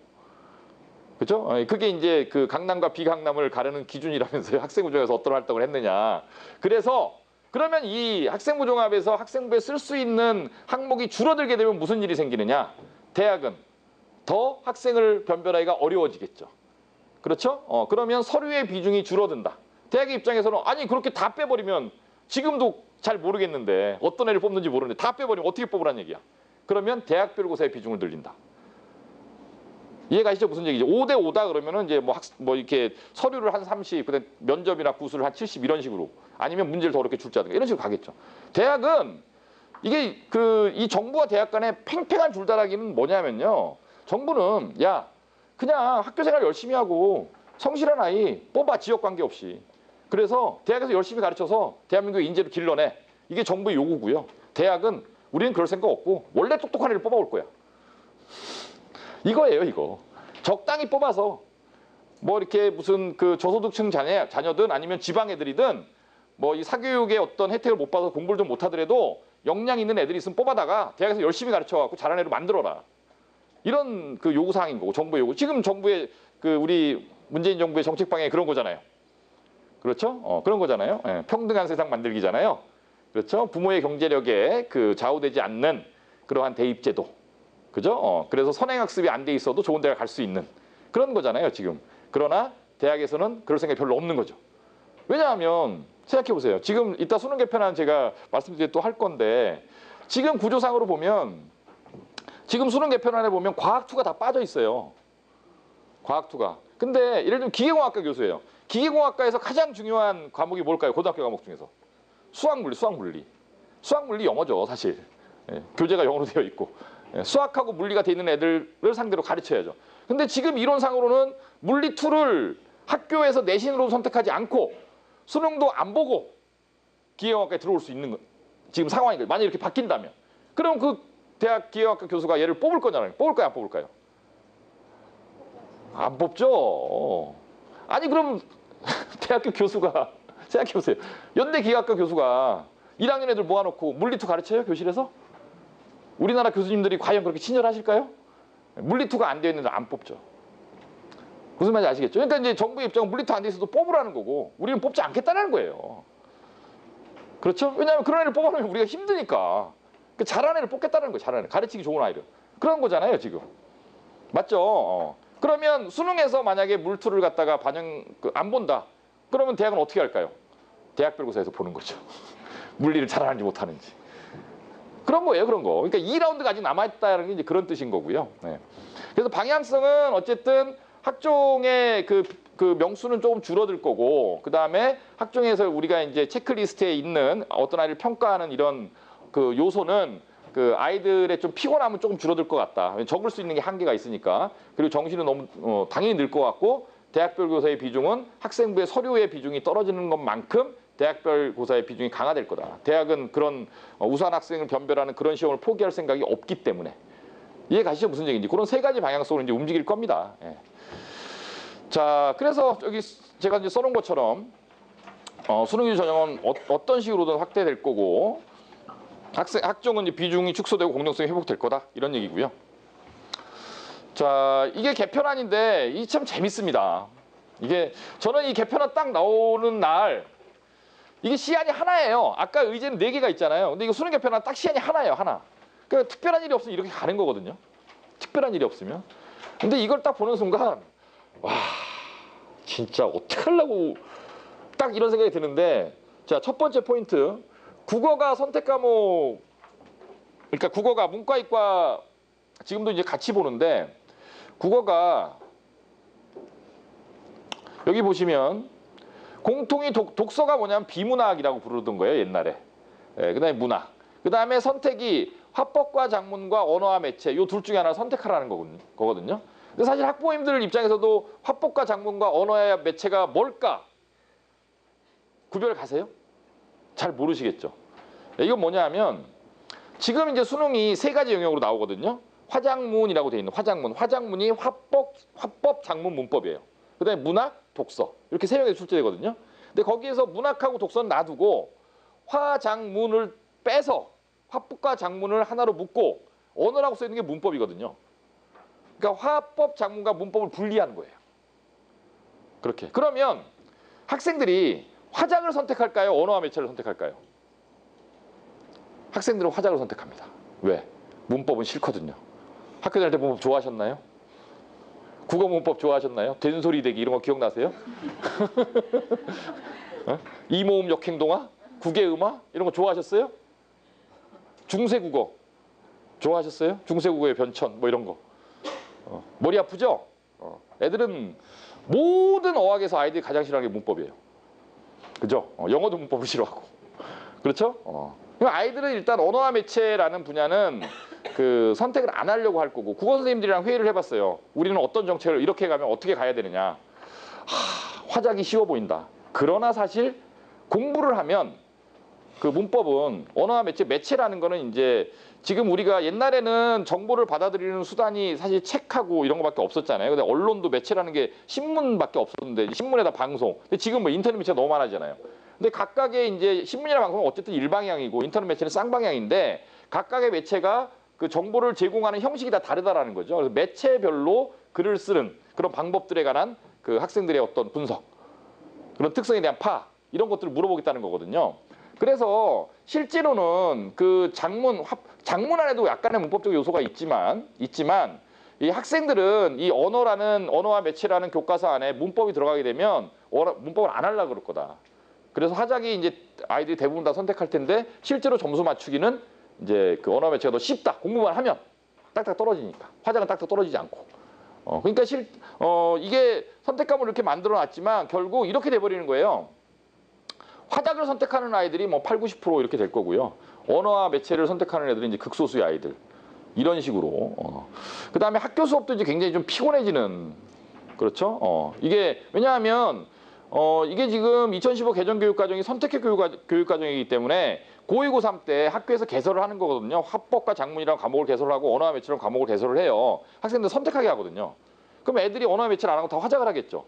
그렇죠. 그럼 반 구성이 안 되거든요. 그럼 이제 상담을 하는 거죠. 야, 이러면 너무 한쪽으로 몰리니까 너는 이쪽 반으로 가. 뭐 또 이런 현상이 막 벌어질 거고. 지금도 뭐 그러고 있는데. 자, 더 큰 일은 수학이에요. 이게 무슨 뜻이냐면 자, 수학원, 수학2가 이제 우리 아이들이 이제 정상적으로 일반적인 학교를 다니면 고2 때 배우는 겁니다. 수원이 뭐가 들어있냐면 지수로그, 삼각함수, 수열이에요. 자, 학창 시절의 기억을 떠올려보세요. 지수로그. 어머님들 배울 때 지표와 가수 뭐 이런 거 기억나세요? 몇 자리 수일 때 뭐 처음 나타나는 수가 뭐냐 이런 게 이제 로그에서 배웠던 그런 것들하고 삼각함수, 그래프 기억나시죠? 사인, 코사인, 탄젠트 이런 거 기억나실 거고 그 다음에 수열 이게 수1이고요. 수2는 현재 미적분 1이에요. 그래서 함수의 극한 미분적분. 여기서 미분적분은 다항함수만. 즉 뭐 지수함수, 로그함수 이런 거 빼놓고 3차 함수, 4차 함수의 미분적분까지가 수2예요. 근데 이 수원 수2가 만만한 단원이 아니죠. 지수로그, 삼각함수, 수열 다 안 쉬워요. 그 다음에 함수의 극한 미분적분 다 안 쉬운데 이거를 문과, 이과 애들이 한 시험지로 본다는 얘기예요. 우리 문과 애들은 어떡하죠? 큰일 났어요, 진짜로. 지금도 수리 가형에서 이제 3등급, 4등급 이렇게 받던 아이들이 잘 안 가겠지만 나영으로 가면 1등급이 나오거든요. 그리고 5등급, 6등급 받던 애들이 나영으로 옮기는 순간 2등급 아니면 3등급이 나와요. 그럴 정도로 수학 문제 차이가 많이 나요. 지금 현재의 그 문과 수학은 3학년 아이들이 보는 수리 나영 수학은 1번부터 5번까지는 연필 한 점도 안 찍고 암산으로 풀 수 있어요. 5번까지는. 그렇게 쉬워요. 이과 가형은 미치죠. 100분 동안 애들이 그냥 100분 딱 나오면 이렇게 쓰러지면서 나오는데 그럴 정도로 어려워요. 문과 수학과 이과 수학의 차이가 그렇게 많이 나는데 이걸 한 시험지로 본다라는 거고요. 확통하고 이제 미적으로 나눈다. 그러면 자, 아마 문과 아이들은 확통 쪽으로 많이 갈 거고요. 이과 아이들은 아마 미적으로 많이 가겠죠. 그렇죠? 그럴 텐데 아시겠지만 지금 문과가 요새 그 문송합니다라는 말이 있죠. 문과라서 죄송합니다. 그렇죠? 뭐냐 하면 지금 취직이 안 돼요. 문과는. 그렇잖아요. 그래서 요새 이제 이과 정원이 계속 늘어나는 추세이긴 한데 문과에서 그나마 그 취직이 되는 데가 어디예요? 경영경제잖아요.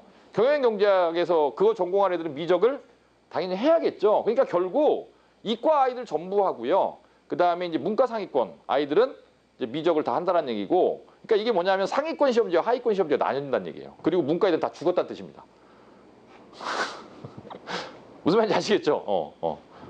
이런 거예요. 이과는 어차피 마지막에 이 다음에 대학별고사에도 또 수학이 기다리고 있기 때문에 구술이나 논술이나 이런 게 기다리고 있기 때문에 어차피 이과 애들은 이걸 갖다가 수능에서 평가하든 안 하든 다 공부를 해야 되는 거고요. 문과 애들은 그럴 필요가 없는데 수능 하나만을 위해서 이과 애들이랑 피 터지는 경쟁을 해야 되는 굉장히 슬픈 일이 생긴 거예요. 지금 대한민국에. 문과 애들 지금. 네. 그런 일이 생긴 거고, 뭐 영어, 국사 이런 거는 이제 별 문제가 없고요. 그 다음 이제 문제는 이제 탐구인데, 영어, 국사는 뭐 지금이랑 똑같으니까 탐구인데 이것도 이제 골치 아픈 문제가 생긴 거죠. 제가 머릿속에 떠올려 봤어요. 저희 학원 이과 애들 머릿속에 떠올리면서 이제 2년 후에 3년 후에 이런 애들이 이제 올라올 텐데 저희 학원 이과 애들 하나씩 이렇게 보면서 얘한테 어떤 사탐 과목을 시켜야 될까? 윤리와 사상?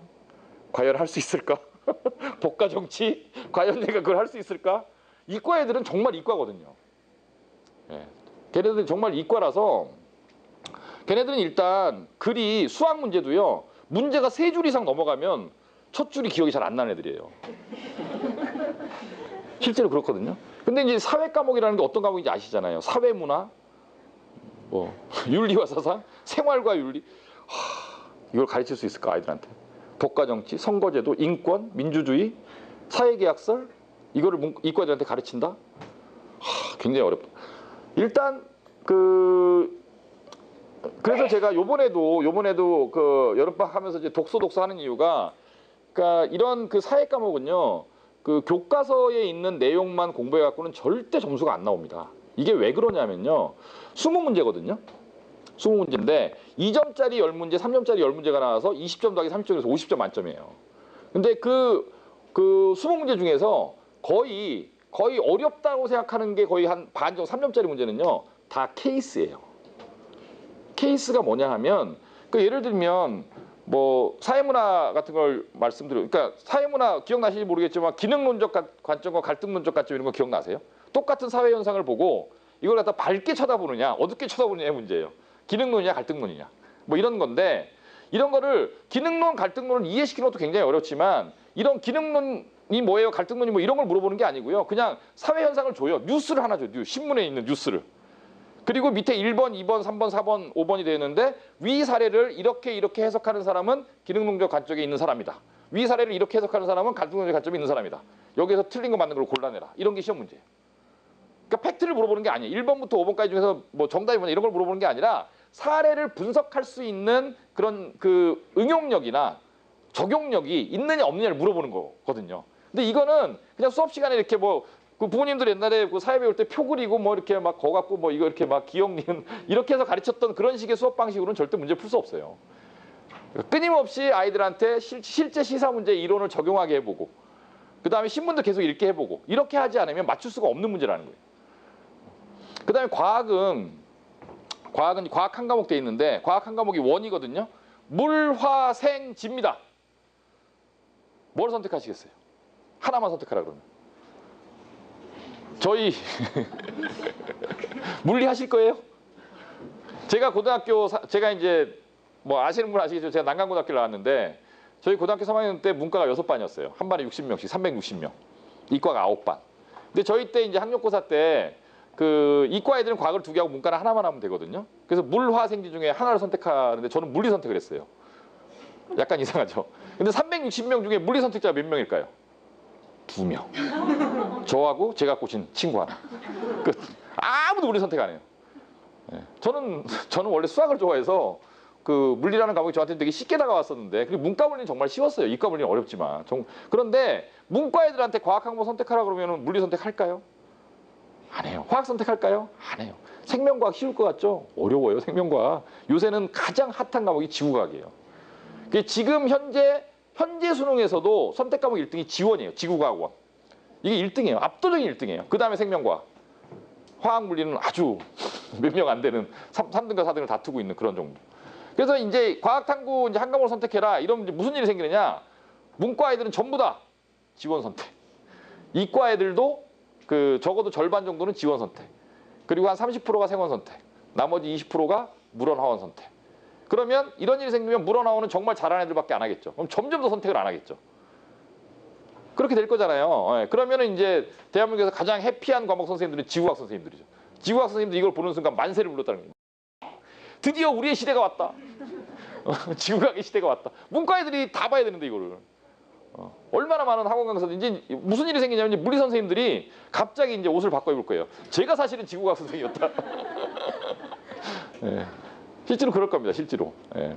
근데 저는 이게 이런 일이 생길 거라고 사실 한 재작년인가 이거 처음 나올 때부터 이런 일이 생길 것 같다. 그래서 이따 이제 강좌 소개를 드릴 건데 저희 학원 강좌 이런 강좌가 있어요. 지금 여기도 뭐 그 이 반에 수업을 듣고 있는 학부모님도 여기 많이 계신데, 그래서 이가 이제 얼스거든요. 지구과학이란 뜻이고, 얘는 이제 유너티란 뜻이고, 그다음에 이제 S는 사이언스인데, 그래서 지구과학과 통합, 유너티는 통합이라는 얘기니까 지구과학과 통합과학을 합쳐서 수업하는 반. 저희 학원에 3반이 있습니다. 1, 2, 3. 저는 제가 이 반을 2년 전에 만들었거든요. 놀랍지 않으세요? 이걸 다 미리 예상하고 있었다는 게 굉장히 놀랍지 않으세요? 네, 저희 학원에서 과학 수강생이 가장 많은 강좌이기도 한데, 어쨌든 자, 그래서 여기에도 지적해놨는데 문과 계열 지원자가 과학이 필수가 되고 이과 계열 지원자가 사회가 필수가 된다. 이거는 어마어마한 사건입니다. 어마어마한 사건이고, 선택 과목은 쏠림 현상이 일어날 수밖에 없고, 이과 아이들이 사탐 때문에, 그러니까 이과 아이들이 마지막에 고3 때는 국영수가 무서운 게 아니라 사탐이 무서울 거예요. 걔네들은. 제가 아까 말씀드렸잖아요. 그래서 책을 읽혀야 됩니다. 이과 애들도 책을. 신문 읽혀야 되고. 독서 평설 이런 거 신청하시고요. 1년에 10만 원도 안 해요. 10만 원쯤 하나보다. 뭐 한 8천 원, 9천 원 하거든요. 한 권에. 집으로 딱딱 한 달에 한 번씩 오는 거. 근데 신청은 뭐 엄마가 10만 원 정도 낼 수 있는데 애가 안 읽겠죠, 보나마나. 그렇죠? 예. 그 읽겠어요? 독서 평설 읽겠어요? 이과 애들이 안 읽죠? 예. 어쨌든. 저희 학원 이제 중1 부모님들한테 제가 개인적으로 한 분 한 분 다 통화하면서 독서 평설 다 신청하라고. 중1 애들은 독서 평설을 수업을 해요, 저는. 학원에서. 그거 갖고 이슈 토론할 거고요. 거기에 나와 있는 책 서로 발표하게 할 거고. 이렇게 만들 거거든요. 어쨌든 책을 읽혀야 되고 시사에 신경을 쓰게 해야 된다. 안 그러면 사회 과목이 마지막에 발목을 잡을 가능성이 굉장히, 딴 것 때문에 다 되는데 사회 때문에 대학 못 간다는 말이 정말 나옵니다. 이과 애들은. 이과 애들은 정말 달라요.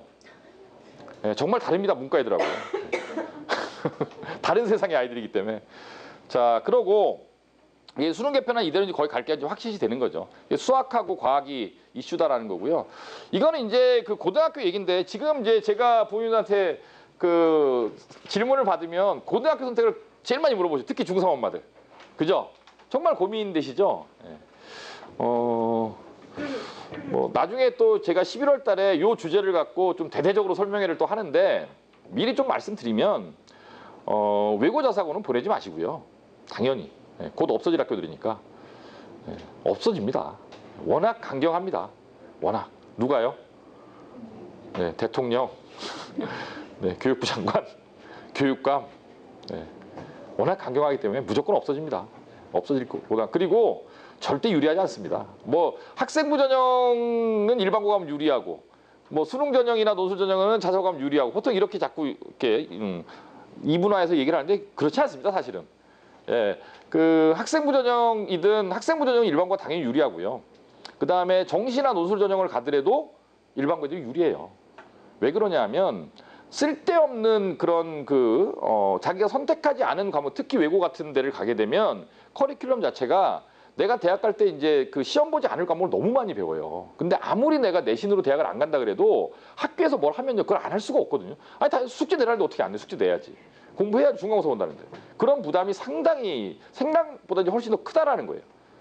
실제로 많이 그리고 이게 학생부 전형이라는 거는 제가 아까 이제 학생부 전형을 맹신하지 말라 이런 말씀 드렸는데 학생부 전형은 항상 보험 카드로 갖고 있어야 돼요.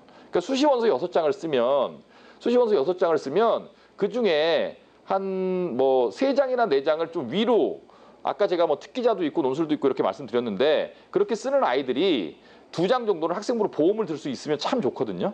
그러니까 학생부 전형은 사실 보험 들기 굉장히 좋은 전형이에요. 일반고에서는 그렇게 많은 시간을 투자하지 않더라도 서울권에 있는 대학에 학생부 전형 갈 정도의 내신 딸 수 있어요. 예, 진명원만 다니면 딸 수 있어요. 그 정도는 하죠. 그 정도는 아무리 못해도 예, 보험으로 활용하기 굉장히. 근데 이제 그 이런 그 뭐 자사고나 이런 데를 가는 순간 그 보험이 사라지거든요. 이게 어느 정도로 차이가 많이 나냐 하면 이런 거예요. 저희 학원에도 그런 아이들이 있는데 저희 학원에 이 근처 중학교에서 굉장히 공부를 잘했던 애예요. 그래서 제가 중3 때부터 너무너무 이 아이 얘는 정말 마음속으로 부모님한테 말씀 안 드렸지만은 거의 연고대 이상은 메이드다 마음속으로.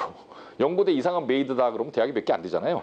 연대, 고대, 서울대, 포항공대 뭐 이런 한 4개, 카이스트 5개 이 정도 대학은 가겠다라고 생각했던 아이인데 이 아이는 사실은 수학과학 특화형인 아이예요. 수학과학 특화형인 아이고 물론 국어 영어도 잘해요. 사회도 잘하고. 근데 이제 굉장히 출중하지 않은 거죠. 그런데 이 아이가 또 맷집 정말 좋고 탱크 한 번 앉으면 뭐 5시간, 6시간 동안 공부하라 그래도 묵묵히 하는 아이고 말 잘 듣고 너무 이쁘죠. 예.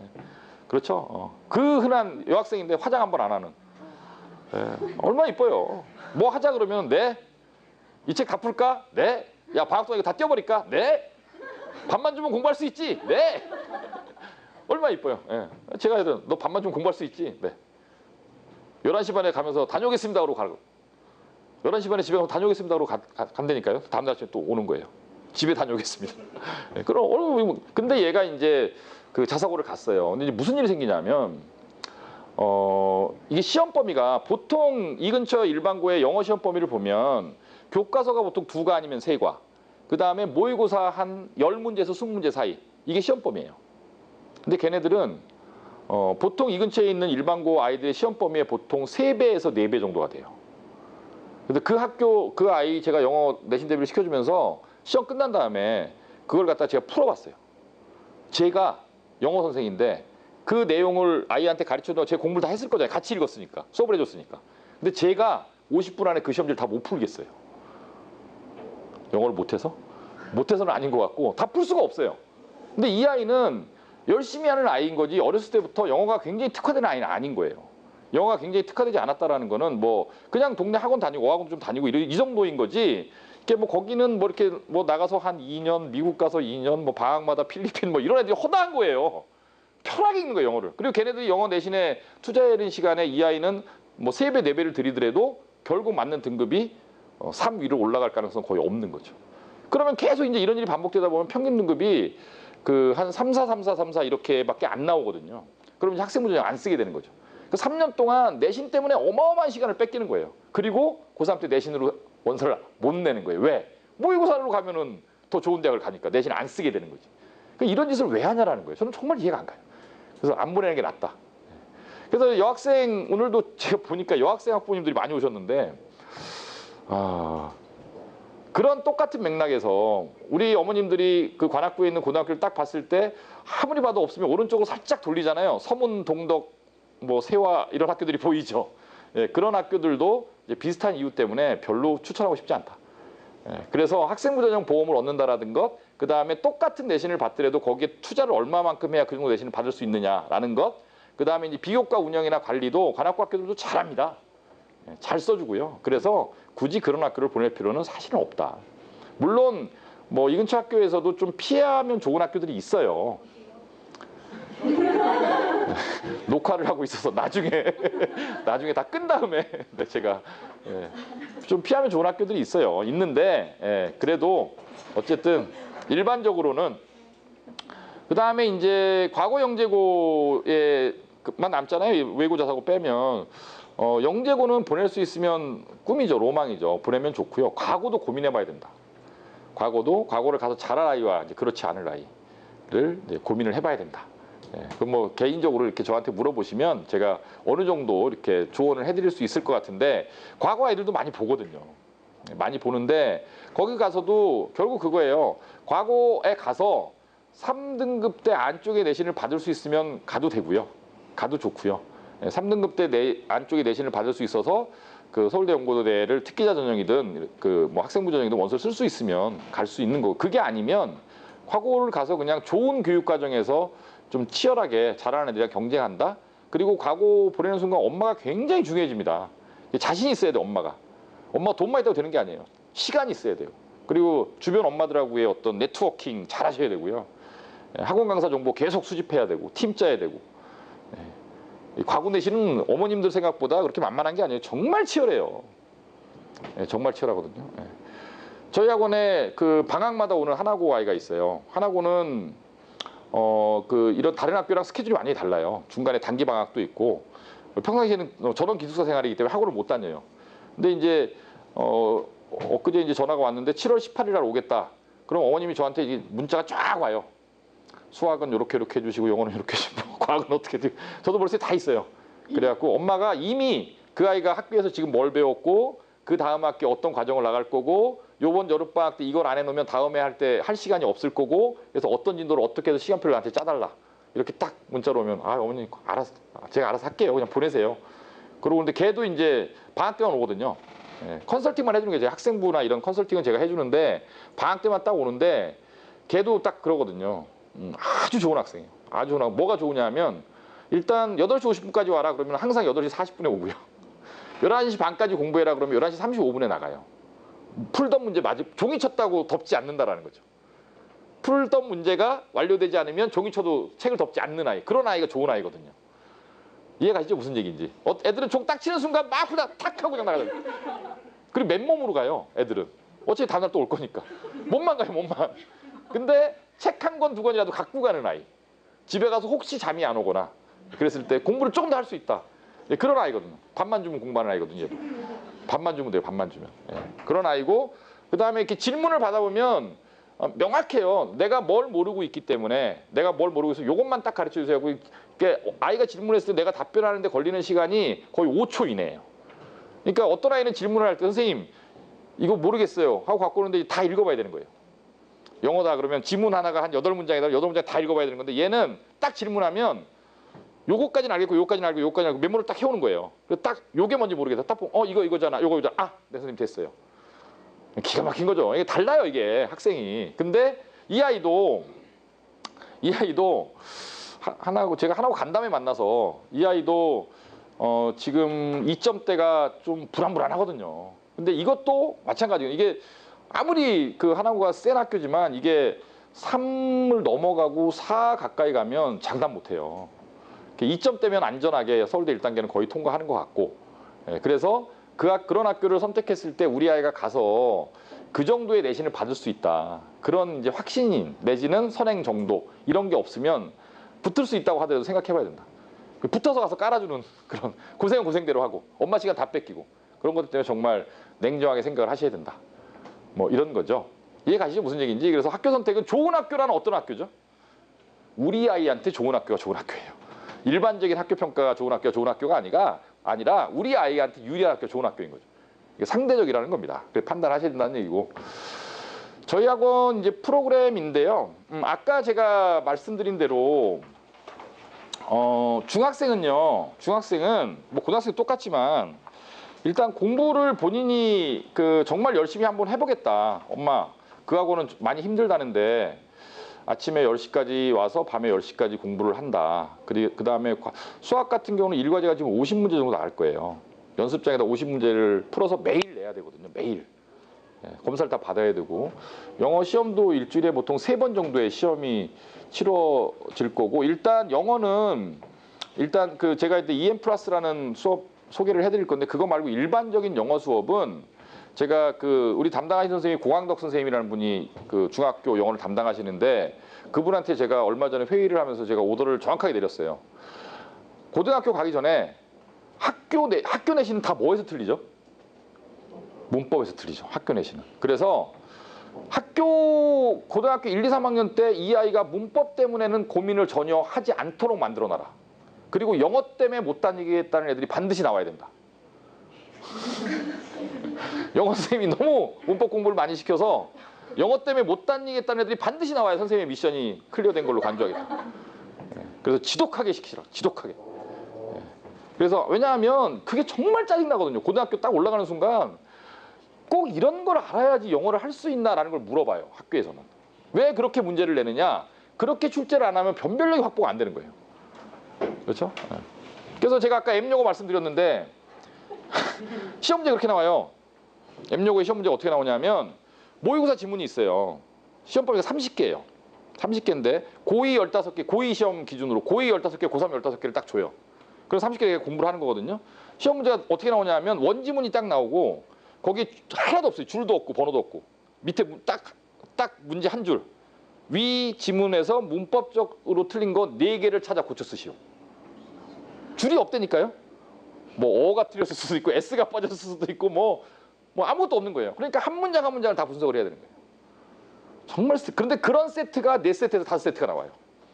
그게 20점 정도 100점 만점에 20점 정도의 비중인 거죠. 거기서 1, 2, 3등급이 다 나뉘는 거예요. 1, 2, 3등급이.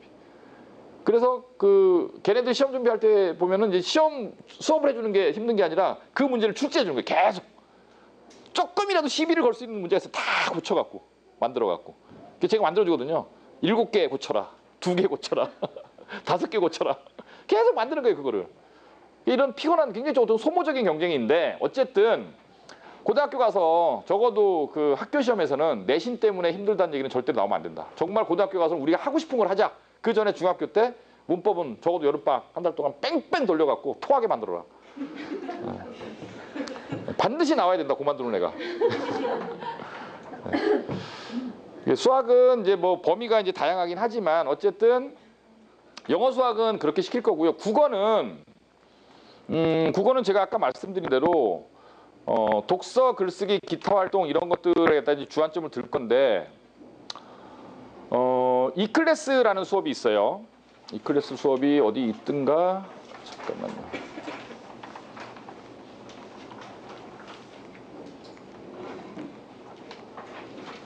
네, 여기 있네요.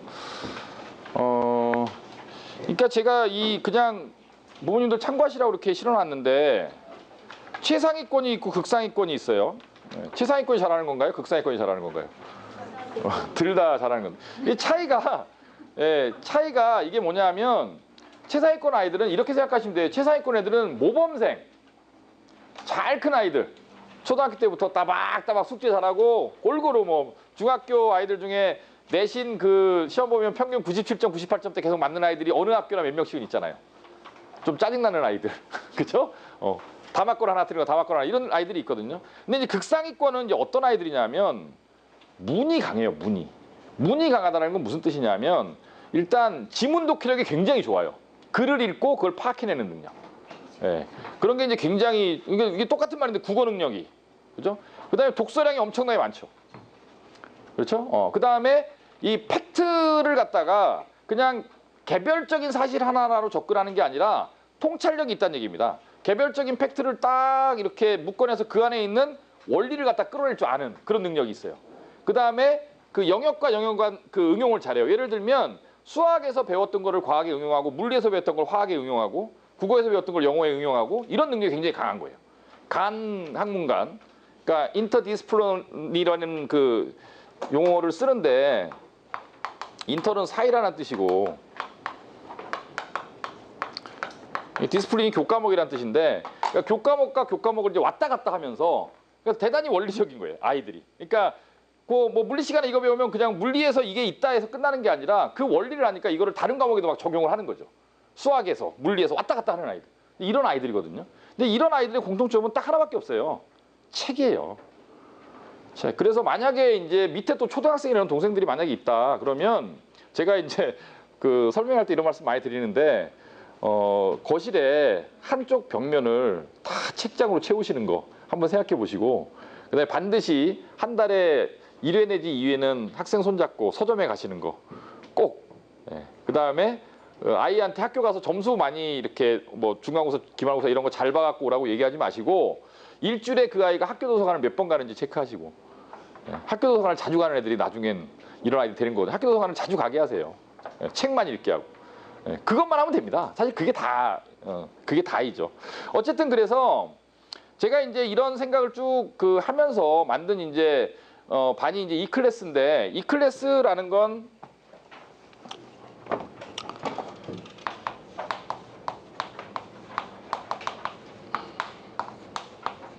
핵심 과정이라는 뜻이죠. 그죠? 핵심 과정이라는 뜻이고요.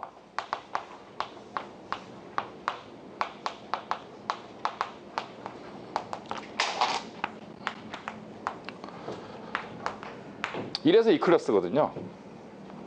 이 클래스, S가 여기 와 있네. E, C, L, A, S. 이게 리버럴 아트라고 하면 일반적으로 교양 교육을 얘기하는 거거든요. 인문학이라고도 뭐 많이들 이해하는데 교양 교육을 얘기하는 거예요. 그래서 이러한 학생들이 학문이라는 걸 하기 위해서 필수로 갖춰야 되는 능력들. 그게 배경 지식이 됐던 논리력이 됐던, 그래서 이런 리버럴 아트라는 것을 공부를 하면서 이 아이들이 책도 많이 읽을 거고요. 그 다음에 글도 많이 쓸 거고요.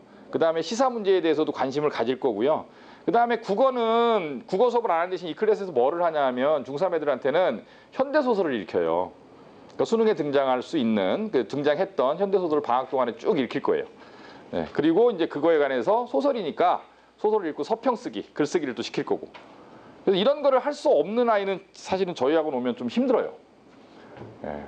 근데 지금은 못해도 상관없는데 본인이 이제 하겠다라고 의욕이 있으면, 에너지가 있으면 되는 건데, 그래서 이제 여기 이제 그런 내용들이 써 있는 겁니다. 그래서 이제 세 명이 이제 시사는 이제 제가 들어가서 아이들 이건 칠하려고 들어가는 거예요. 솔직히 말씀드리면 중3 애들 파악하려고, 대화를 해보면 아는 거니까. 그 다음에 이제 국어 선생님이 들어가셔갖고 현대소설을 읽고 서평 쓰기 할 거고, 그 다음에 지민 선생님이 이제 학생별로 독서 트리를 만들으라 그랬고, 그거에 관한 이제 글쓰기를 계속 쓰게 하라 그랬는데, 이제 아무 책이나 물론 학생들 본인의 기호에 맞게 선택해서 읽게 할 건데, 일단 고등학교 올라가야 되면 생활기록부에 독서록 굉장히 중요하거든요. 독서록이. 근데 학교 가서 사실 바쁘잖아요, 애들이. 중학교 때 좀 책을, 그런 수준의 책들을 많이 읽어놓으면 고등학교 올라가서 읽었던 책 중에 선택해서 이제 올릴 수 있으니까, 학생부에 그런 정도의 책들을 추천해서 아이들이랑 이제 같이 읽어 나가겠다라는 겁니다. 그래서 이제 제가 중학교 3학년, 중학교 2학년, 이게 중학교 1, 2, 3학년 모두 다 이 수업이 들어가 있어요. 중2도 들어가 있고. 중3은 4교시고요. 중2는 2교시고, 중1도 2교시인데 이 수업이 들어가 있는데 프로그램은 조금씩 달라요. 중3은 아까 제가 말씀드린 대로 이런 게 들어가 있고, 현대소설 읽기 이런 게 들어가, 중2에는 그런 게 없고요. 그 다음에 이제 중1은 그 시간에 뭐 하냐면, 여긴 중1 어머님들 안 계실 텐데 주변에 좀 홍보를 좀, 중1은 지금 그 반이 4명이에요. 어렵게 뽑은 4명. 정말 없어요. 그런 학생들이. 제가 정말 만들고 싶은 반인데 그런 반에 들어갈 수 있는 애들이 잘 없어서. 근데 이제 그 반에 들어갈 수 있는 중1의 조건은 뭐냐면, 이건 본인한테 협조 요청입니다. 그런 애들 있으면 추천 좀 해달라고. 근데 그 반에 들어갈 수 있는 요건은 뭐냐면, 일단 엄마가, 학부모가 신경을 좀 꺼주셔야 돼요. 뭘 하든지. 그래서 그 반은 뭐 하냐면, 일단 한자 능력, 한자 가르칠 거고요. 그 다음에 국사 가르칠 거고, 그 다음에 한국어 능력 이런 거 가르칠 거고. 수학은 애들마다 조금씩 진도 차이가 있는데, 수학 진도는 중3 1학기 출발, 요번 여름방학 때. 그래서 선행이 조금 덜 돼 있어도 상관은 없고, 그 다음에 이제 내년 3월부터 이제 고등학교 과정 출발시키는 걸 목표로 하고 있고, 영어는 이제 말하기 위주의 수업이고, 그렇게 구성이 돼 있거든요. 그래서 아이들을 정말 중1 때부터 나중에 잘할 수 있는 아이들로 좀 만들고 싶은데, 사실 역사라는 거를 그냥 역사 공부하자 그러면 잘 안 하는데, 이렇게 목표점을 4급, 3급, 2급 이렇게 설정해 주면 애들도 따라오잖아요. 근데 역사 강의가 요새 좋은 게 너무 많죠. 그래서 수업은 안 해요. 본인들이 다 알아서 공부하게 하는 거예요. 매니지만 하는 거죠. 매니지만. 학원에서는 이제 책 읽고 글 쓰고 하는 일을 하겠지만, 영어 수학 수업하고 어쨌든 그런 겁니다. 그래서 이 클래스 반이 학년마다 다 있다. 그래서 제가 저희 학원에서 하는 수업 중에서 가장 이렇게 중요하다고 생각하는 수업이 이 클래스예요. 그래서 아까 처음에 말씀드린 대로 이거를 갖다가 영어 수업도 있고 수학 수업도 있고 이 클래스 수업도 있습니다 라고 하고, 어머님들한테 이제 어떤 과목을 듣게 할지를 고르세요 하면은 요 수업 듣게 하실 거예요? 지금은 듣게 하실 수도 있을 것 같아요. 들어보니까 좋은 것 같거든. 잘 모르겠지만. 예. 근데 일반적인 학부모님들은 이런 수업 듣게 안 하세요. 예. 여기까지는 안 간다는 거예요. 그래서 사실 학생들을 가르치는데 이게 제일 중요한데, 이런 것들을 어떻게 하면 학부모님들의 마음을 돌리고 학생들의 참여를 유도해서 이런 수업을 어떻게 하면 할 수 있을 것인가, 고민 하다가 이제 나온 게 이 수업을 안 들으면 우리 학원 다닐 수 없다. 들을 애들만. 그래서 저희는 단과반 안 받습니다. 뭐 영어 따로 수학 따로 안 받고요. 영어 수학하고 이거하고 섞여 있고 그 왜 그러냐면 애들이 이제 시간이 있어야 돼 이걸 하려면. 제가 아까 영어 뭐 이렇게 시키겠다 수학 이렇게 시키겠다 그래도 시간이 많이 남거든요. 왜냐하면 오래 있으니까 학원에 방학 때 특히 오래 있으니까 시간이 많아요 애들한테는. 그래서 그 이런 수업을 하려면 좀 애들을 붙잡아 놓고 책도 같이 읽히고 대화도 같이 나누고 그 다음에 서평 쓰기 같은 것도 첨삭을 해줘야 되는데 그걸 갖다 시간을 잡아서 언제 다 해주고 있어요. 애들이 여기 있으면 아무 때나 해주면 되잖아요. 많이 받는 애들은 많이 받을 거고 적게 받는 애들 뭐 본인이 많이 안 쓰면 또 못 받게 되겠죠. 자 그래서 어쨌든 그 예비고1반 이제 컨셉 중 얘기로 이제 자연스럽게 넘어가다 이 클래스 말씀부터 드렸는데 이게 이제 중상 기준으로 이제 말씀드리는 거예요. 중상 기준으로 말씀드리는데 저희가 그 이게 7월 16일부터 11월 9일까지를 보통 1순환이라고 더 체인지 프로젝트라고 부르는 겁니다. 그 더 체인지라는 거는 이제 학생의 변화를 끌어낸다는 뜻이고요. 학생의 변화에서 제일 중요한 건 일단 공부를 좋아하는 아이로 바꾸는 게 제일 중요하고 그 다음에 학생의 입시를 이해하는 게 제일 중요합니다. 엄마가 입시를 이해하는 건 사실은 그 뭐 이렇게 어느 정도의 어떤 전형이 이때더라 그런 전형 가려면 어떻게 한대더라 이런 것까지만 이해하시면 되는 건데 학생의 입시를 알아야 돼요. 그래야 애들이 고등학교에서 뭘 하거든요. 그래서 학생 대상으로 하는 설명회도 많이 하고 오늘 좀 일찍 오신 어머님들 영상 하나 보셨죠? 그게 어떤 영상인지 아세요? 그게 저희 학원 출신의 학생부 종합전형을 아주 준비를 잘한 아이가 예비고 중3 아이들 대상으로 선배가 후배들 대상으로 한 설명회 영상이었어요. 매년 저희가 하거든요. 예. 언니 오빠들한테 아니면 누나 형들한테 듣는 거죠. 내가 그 고등학교 다니면서 이제 학생부를 어떻게 관리했고 이제 그런 아이로 바꾸는 그래서 더 체인지라고 제가 더 체인지 프로젝트라는 거를 처음 만들어서 이게 시작한 지가 지금 한 5, 6년쯤 된 것 같아요. 근데 이제 더 체인지라는 말이 관악구에서는 거의 이제 보통 명사가 돼버려서 여기저기서 다 더 체인지라고 제가 유행어를 하나 만든 사람이 유명 인사가 됐는데 어쨌든 이런 과정의 핵심은 학생이 다 이해하고 학생이 선택하게 한다. 이게 제일 중요한 거예요. 엄마가 이렇게 하는 게 아니라 엄마가 하는 건 한계가 있고 아이들이 이제 그 주도적으로 해야 상위권 대학 갈 가능성이 높기 때문에 그래서 이제 자료집에 다 있지만 이런 강좌 이름이나 그 다음에 키워드 이런 것들 보시면 아 도대체 뭘 하려고 하는 거구나 이런 걸 이해를 하실 거고요. 그 다음에 종일반이라는 건 저희 학원에 있는 자습 프로그램을 얘기하는 거예요. 이것도 저희 학원에 있는 애들은 전부 다 필수로 뭐 특별히 휴가를 가신다거나 집에 특별한 일이 있는 날을 제외하고는 매일 나와서 학원에서 수학도 풀고 질문도 하고 상담도 하고 책도 읽고 글도 쓰고 하면서 더운 여름날을 10시부터 10시까지인데 중3은 근데 당연히 10시 이전에 와도 됩니다. 학원 문은 7시면 열리니까 더 아버님 뭐 출근하시다가 내려놓고 가도 되고요. 네, 뭐 아침 한 번 딱 차리고 끝내시려면 더 일찍 보내셔도 아무 상관없습니다. 네. 왜 그렇습니까? 그런 애들 있어요. 일찍 와요 애들이. 8시 넘으면 애들이 오기 시작합니다 실제로. 네. 그런 거고 근데 이게 끝나면 그 2순환이 들어가는데 이때부터는 7주 과정이라고 저희가 부르는 거거든요. 11월 중순부터 12월 말까지 2순환. 이때부터는 이제 강좌가 훨씬 더 많아지고 학생들별로 선택하는 강좌도 조금씩 달라지고 과학도 고등학교 과학 같은 것도 다 들어가게 되고 그 다음에 이제 3순환이 이제 겨울방학 강좌죠. 1월, 2월. 이때부터는 학생별로 완전 개별화.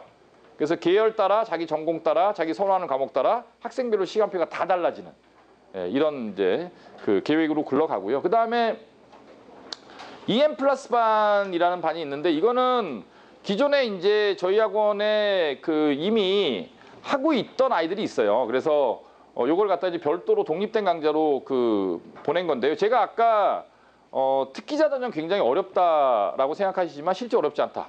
이런 말씀 드렸죠. 여기에 보시면 여기에 중간쯤에 보시면 문과의 경우 하스, 이과의 경우는 ISE 요걸 갖다가 그냥 관념적인 목표로 설정하는 거예요. 굉장히 좀 낯서실 텐데 하스는 뭐냐 하면 하스는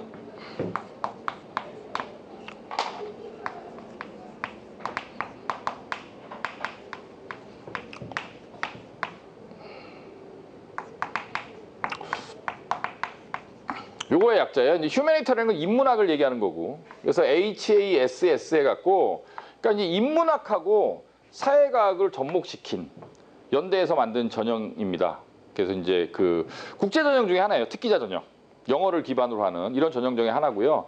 IS라는 거는 이제 I는 인터그레이션이라는 뜻이고, 인터그레이션이라는 통합한다는 얘기거든요. 이제 뭘 통합하냐면 사이언스하고 그다음에 이제 엔지니어링을 통합하는 거죠. 사이언스는 과학이고 엔지니어링은 공학이니까 자연과학하고 이제 그 공학을 융합시킨 그런 과정이 안에 들어가면 세부 전공들이 있어요. 몇 가지씩의 세부 전공들이 있는데 굉장히 좋은 전형이죠. 그래서 제가 이런 전형을 왜 준비를 하냐 하면 실제로 이것도 어머님들 들으시면 굉장히 부러울 만한 얘기인데 저희 학원에 여기 뭐 학교가 여러 군데가 있는데 여기 예를 들면 문영여고 아까 M여고 말했으니까 거기에 이제 어떤 애들이 있냐면 저희 학원 애들인데 부러운 애들이죠. 수시원서 몇 장 쓸 수 있죠? 6장. 근데 6장을 쓸 수가 없는 아이들. 쓸 데가 없어서. 서울대 1장. 그 다음에 연대 1장, 2장? 연대는 전형마다 그다음에 고대 1장? 그러면 나머지 대학은 쓸 수가 없는 거예요. 왜? 정시로 가도 그 성대 이상을 가니까. 짜증나죠. 부럽죠. 부러워서 부르면 지는 건데. 이제 그런 아이들이 있습니다. 그런 아이들이 있고요. 그 다음에 이 영어가 문과든 이과든 간에 영어가 상당히 잘 되어 있는데 뭐 이렇게 막 원어민이랑 뭐 대화를 뭐 잘하고 뭐 이런 게 중요한 게 아니거든요. 영어를 좋아하고 영어가 문법이든 읽기든 쓰기든 간에 어느 정도 이제 바탕이 되어 있는 아이들. 요즘에 그런 애들 굉장히 많아요. 왜 그러냐면 요즘 아이들이 뭐 어렸을 때 무슨 영어 몰입 교육 막 이런 거 그 분위기에서 막 태어나고 성장한 그런 아이들이잖아요. 그래서 아마 대부분이 뭐 영어 유치원 근처에 한번 가보셨거나 영어 유치원을 보내셨거나 아니면 뭐 무슨 동남아가 됐든 캐나다권이 됐든 한 6개월이든 1년이든 갔다 왔거나 아니면 어학원을 꾸준히 다녔거나 아니면 동네에서 이제 뭐 그룹으로 해갖고 말하기 수업을 계속 시켰거나 이런 아이들이 굉장히 많은데 그런 능력을 선행시키기가 너무 아까운 거예요. 그런 아이들이 상당히 많거든요. 그래서 그런 애들을 제가 이렇게 쳐다보고 있다가 이 전형을 갖다가 좀 시켜보니까 이게 아까 말씀드린 대로 특기자 전형 그러면 이런 전형은 제가 말씀드린 영어로 위에 이제 보면 있죠. 영어 스피치나 디베이트나 디스커션, 프레젠테이션 이런 것들이 이제 수업 내용이거든요. 영어로 말하고 영어로 토론하고 영어로 프레젠테이션하고 이런 게 이제 수업 내용인데 근데 이제 이런 수업을 갖다가 진행한다 그랬을 때 일단 일반고 고등학생 아이들이 이런 수업 하자 그러면 안 해요. 왜냐하면 이런 수업을 통해서 이제 대학을 가는 이런 영어 특기자 전형이 누구의 주요 전형이라고 생각하냐면 외고 아이들의 주요 전형이라고 생각하죠. 그렇죠. 어머님도 그렇잖아요. 근데 전형에는 묘한 이런 게 있어요. 어떤 거냐면 서울대 일반 전형이 지금 현재 서울대 일반 전형의 옛날 이름이 서울대 특기자 전형이었거든요. 네, 그럼 특기자 전형이니까 수학과학 특기자 이과 아이들 보면 전부 다 과거 영재고 애들이 갈 것 같죠. 근데 항상 일반고가 더 많이 가요. 무슨 뜻이냐면 대학은요 항상 어떤 전형에서 학생을 선발할 때 특정 형태의 고등학교 아이들 너무 많이 뽑는 거에 대한 두려움이 있어요. 욕먹을까 봐. 그러니까 예를 들면 서울대 의대가 수시로 100이라고 잡을게요. 서울대 의대가 수시로 100을 뽑는다. 이러면 여기 영재고, 과고, 자사고, 일반고 이렇게 합격생 비율이 있겠죠. 예. 거의 매년 똑같습니다. 거의 매년. 영재고에서 몇 명, 과고에서 몇 명. 무슨 말인지 아시겠죠? 하나 용인외대부고 민사고에서 몇 명, 일반 자사고에서 몇 명, 그냥 일반 공립일반고에서 몇 명. 이게 비율이 근데 어떻게 이렇게 애들이 똑같이 운이 좋아서 매년 비율이 똑같을까요? 무슨 뜻이죠 이거는? 서울대에서 조절을 하고 있다는 얘기예요. 조절을. 특정 스타일의 학교를 많이 뽑는 걸 조절하고 있다는 거죠. 이해가시죠? 무슨 얘기인지. 예. 그러니까 예를 들면 용인애들 보고 다 떨어뜨리고 하나고 애들 싹 뽑아버리면 그 다음에 하나고가 용인애들 보고를 앞질러서 지원율이 확 올라갈 거잖아요. 이제 그런 일이 안 생기도록 한다는 거예요. 적절하게 조절하죠. 적절하게. 이게 무슨 뜻이냐. 일로 오면 이게 하스가 됐든 ISE가 됐든 영어 특기자 전형이라는 게 마치 외고 아이들, 자사고 아이들 우리가 전국적으로 유명하다는 아이들만 이런 전형에 갈 것 같지만 일반고 아이들이 상당히 많이 붙는다는 거예요. 거의 40% 50% 일반고 애들이 붙는다는 거죠. 그래서 외고 아이들이 이 전형 가는 것보다 일반고 아이들이 이 전형 가는 게 더 쉬워요. 외고 아이들은 이건 준비를 많이 하거든요. 근데 일반고 아이들은 준비를 오늘 이전에 이런 얘기 들어보셨나요? 거의 못 들어보셨죠. 예. 일반고 애들은 준비를 안 해요. 준비를 안 하니까 어느 정도 준비만 돼 있으면 합격 확률이 높아지는 거예요. 남들이 안 하기 때문에. 그래서 이제 이 전형을 저희가 이제 이게 시켜보니까 이건 뭐 그 수업 내용입니다. 수업 내용인데 이제 그 선생님 두 분이 들어가시는데 이제 두 분 다 원어민 선생님이에요. 이제 클로이하고 힐러리하고 여자 선생님 두 분이 들어가시는데 파트를 나눠서 이게 이제 모의 유엔이라고 하는 걸 이제 우리 클로이 선생님이 진행하는 거죠. 이런 머티리얼이 있어요. 강의 머티리얼을 갖고 본인이 한 나라의 대표다라고 가정하고 그 나라의 입장에서 발표를 하는 거예요. PT를 토론을 하는 거죠. 이해 가시죠? 무슨 얘기인지. 그러니까 예를 들면 어떤 이슈, 뭐 기후에 관한 이슈든 환경에 관한 이슈든 그러면 얘는 일본 대표, 얘는 뭐 캐나다 대표, 얘는 한국 대표, 얘는 뭐 다른 뭐 어디 그 중남미에 있는 그 나라의 대표 이런 식으로 나눠 갖고 그 나라의 입장에서 이 이슈에 관한 그 나라의 그 변호를 하는 거예요. 변호를. 그런 식으로 이제 토론이 이루어지는 거죠. 이해 가시죠? 무슨 얘기인지. 토픽을 이제 고르고 지금 제가 첫 번째 토픽은 난민 요새 아주 핫 이슈라서 난민 얘기를 갖다가 하라 그랬는데 그러니까 아이들이 이런 현재 그 우리나라에서 이제 이슈가 되고 있는 그런 시사적인 거에도 관심을 가지게 되고요. 컨텐츠가 일반적으로 그냥 뭐 국내 언론뿐만이 아니라 외국 언론에서도 나오는 여러 가지 컨텐츠들을 본인이 찾을 수밖에 없어요. 과제를 하려면. 그래서 그 과정에서 이제 애들이 많이 성장을 하게 되죠. 모델 유엔이라는 건데, 그러니까 이런 아이들이에요. 얘가 그 성보거든요. 학교가 성보고요. 그 얘는 초등학교 때 한 1년인가 갔다 왔어요.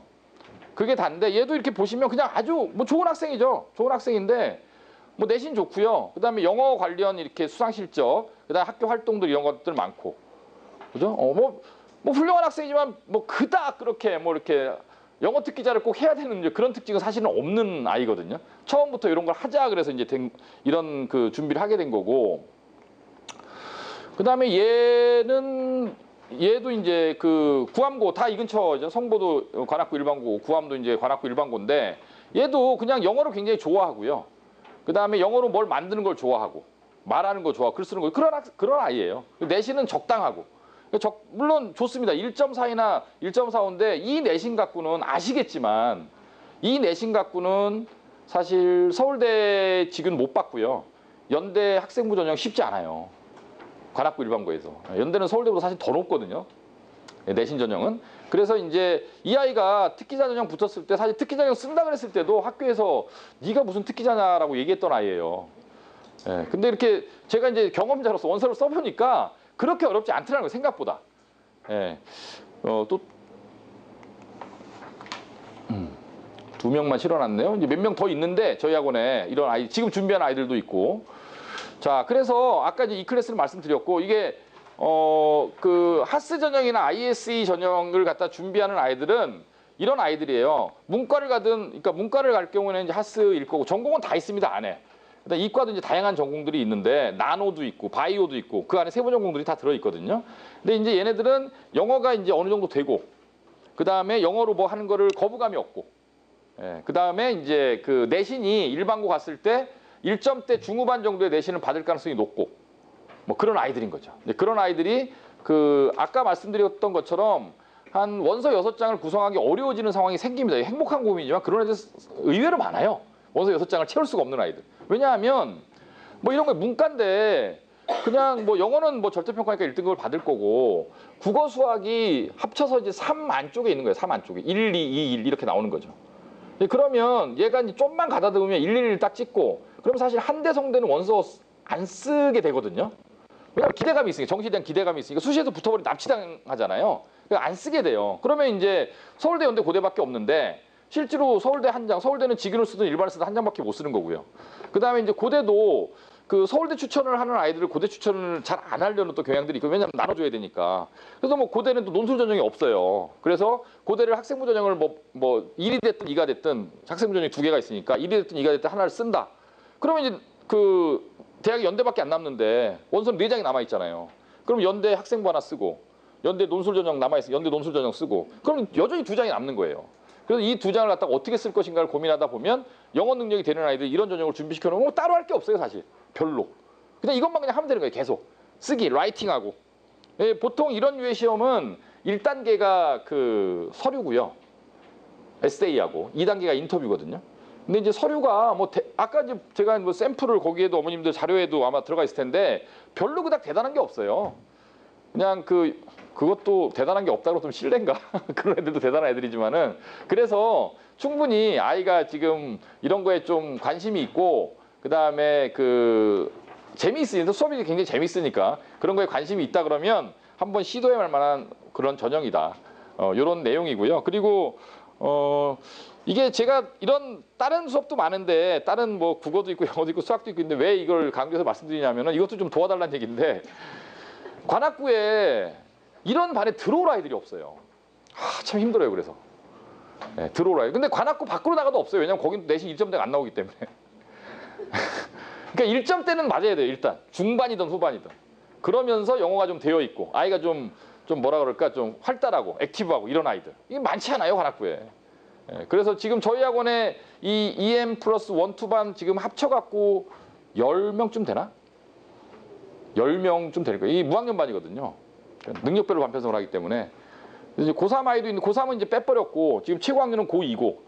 근데 고2에 지금 이거 준비하는 애들은 굉장히 잘해요. 지금 시험 봐도 붙을 것 같아요. 이미. 예. 그리고 1학년 애들도 있고 그다음에 중3 애들도 있고 중2 애들도 있고 4개 학년에 2 클래스가 있는 거죠. 수준별로 해갖고. 그래서 이제 좀 그런 애들 있으면 소개도 좀 해주시고 우리 애도 못 가는데 남의 애는 왜 보내 또 이런 그런 거 하지 마시고 서로서로 좀 돕고 살게 네. 그러시고요. 이건 아까 이제 이 클래스 예시인데 이게 국어를 기준으로 이제 소설 아까 제가 이제 말씀드린 건데 단편 소설 40 읽기과제 이렇게 되어 있죠.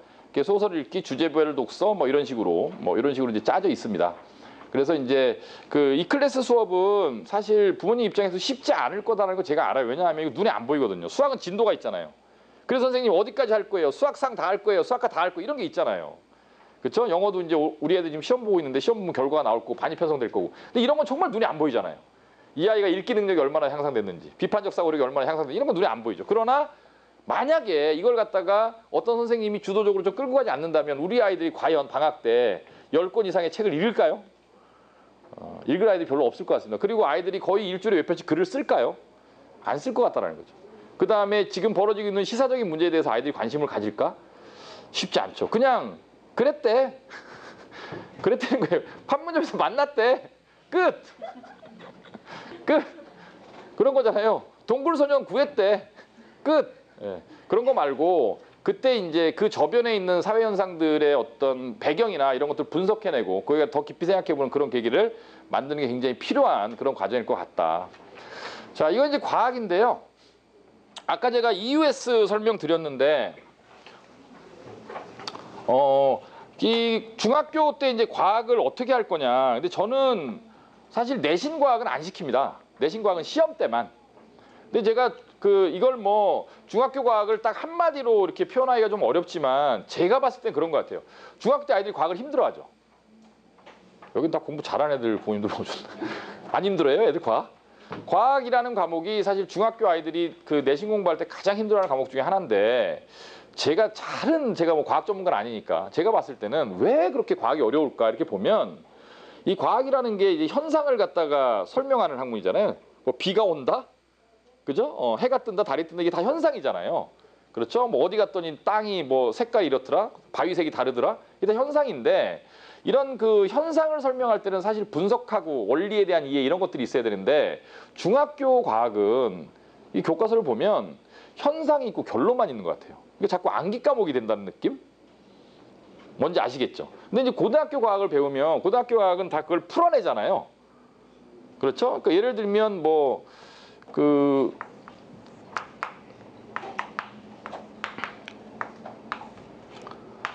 이런 거 기억나세요?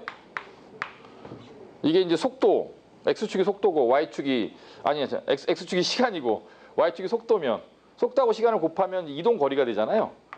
그렇죠? 이런 것들을 이제 함수로 이해시키고 그렇죠? 나중에 사실 이런 건 적분 배우면 미분적분을 적분 배우면 이제 다 이해 가는 건데 원리적으로 이해하면 굉장히 재미있을 수 있는 과목을 한꺼번에 지금 중학교 과학 교과서 내용 보면 엄청나게 양이 많아요. 다루고 있는 개념 요소들이. 그래서 너무 이렇게 중학교 교육 과정에서 너무 많은 걸 가르치려고 하다 보니까 원리에 대한 이해보다는 그냥 현상 그다음에 결론 이런 식으로 되어 있으니까 아이들이 이게 직관적으로 그걸 이해할 수 있는 아이들은 거의 없거든요. 그러니까 어려운 과목이 되어버리는 거예요.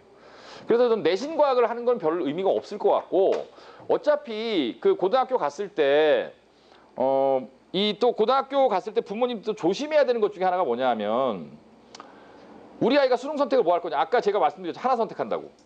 그렇죠? 그래서 우리 아이는 지구과학을 선택할 거니까 물리는 안 해도 돼. 이과아이인데. 이런 생각이 굉장히 위험한 생각이에요. 왜 그러냐 하면 자, 아까 제가 말씀드렸던 것처럼 제일 중요한 그 시험은 뭐라고요? 대학별고사라고. 대학별고사에서 뭘 평가하는 거냐 하면 이과 아이들 대상으로 과학적 사고력, 수학적 사고력을 평가하는데 거기에서 물어보는 문제는 정말 어려운 문제예요. 그래서 그 어떤 물리를 배운다, 화학을 배운다, 수학을 배운다 이런 게 중요한 게 아니고요.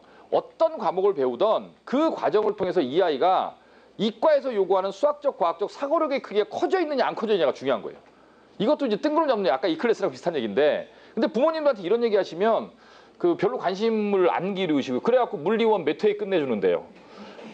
뭐 이런 식으로 접근하면 사실 안 돼요. 그래서 그래서 어려운 걸 많이 그 다루도록 해야 되는 건 굉장히 중요하고요. 여기서 어려운 거란 그러니까 올림피아드 저희 학원에도 이제 지금 천월 수업이 한참 진행 중입니다.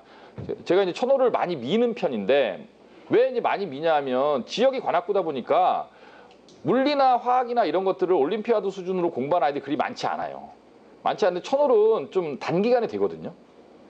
투여하는 시간이 1년 이내여도 그 겨울학교까지 가는 아이들이 굉장히 나오고 천월 선생님이 또 워낙 잘 가르쳐 이 선생님이 우리 프리 EUS 선생님 그 선생님이신데 이 선생님 수업이 워낙 좋다 보니 아이들이 그 과학에 대한 관심도 굉장히 커지고요. 제가 아까 아들이 이제 중1이다 이런 말씀 드렸는데 제가 이 프리 EUS라는 수업을 언제 만들었냐 하면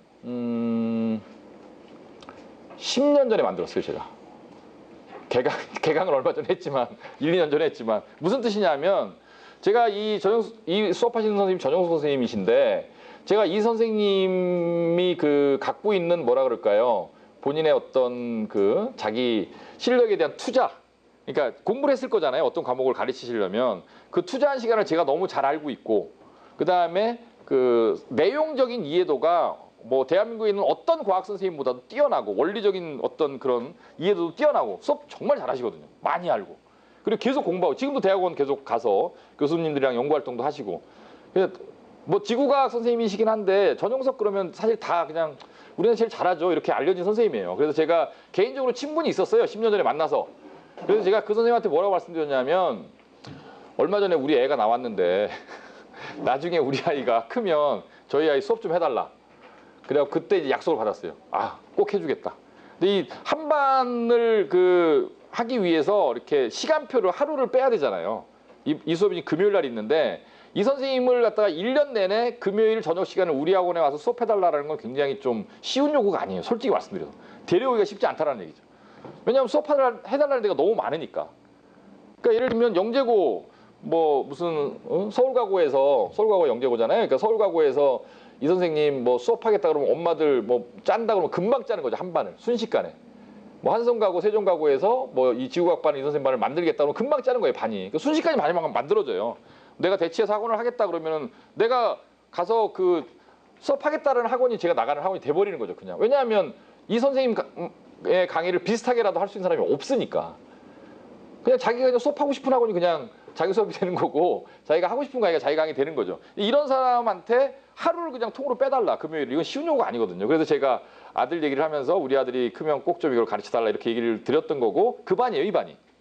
그래서 이 반은 뭘 가르치느냐.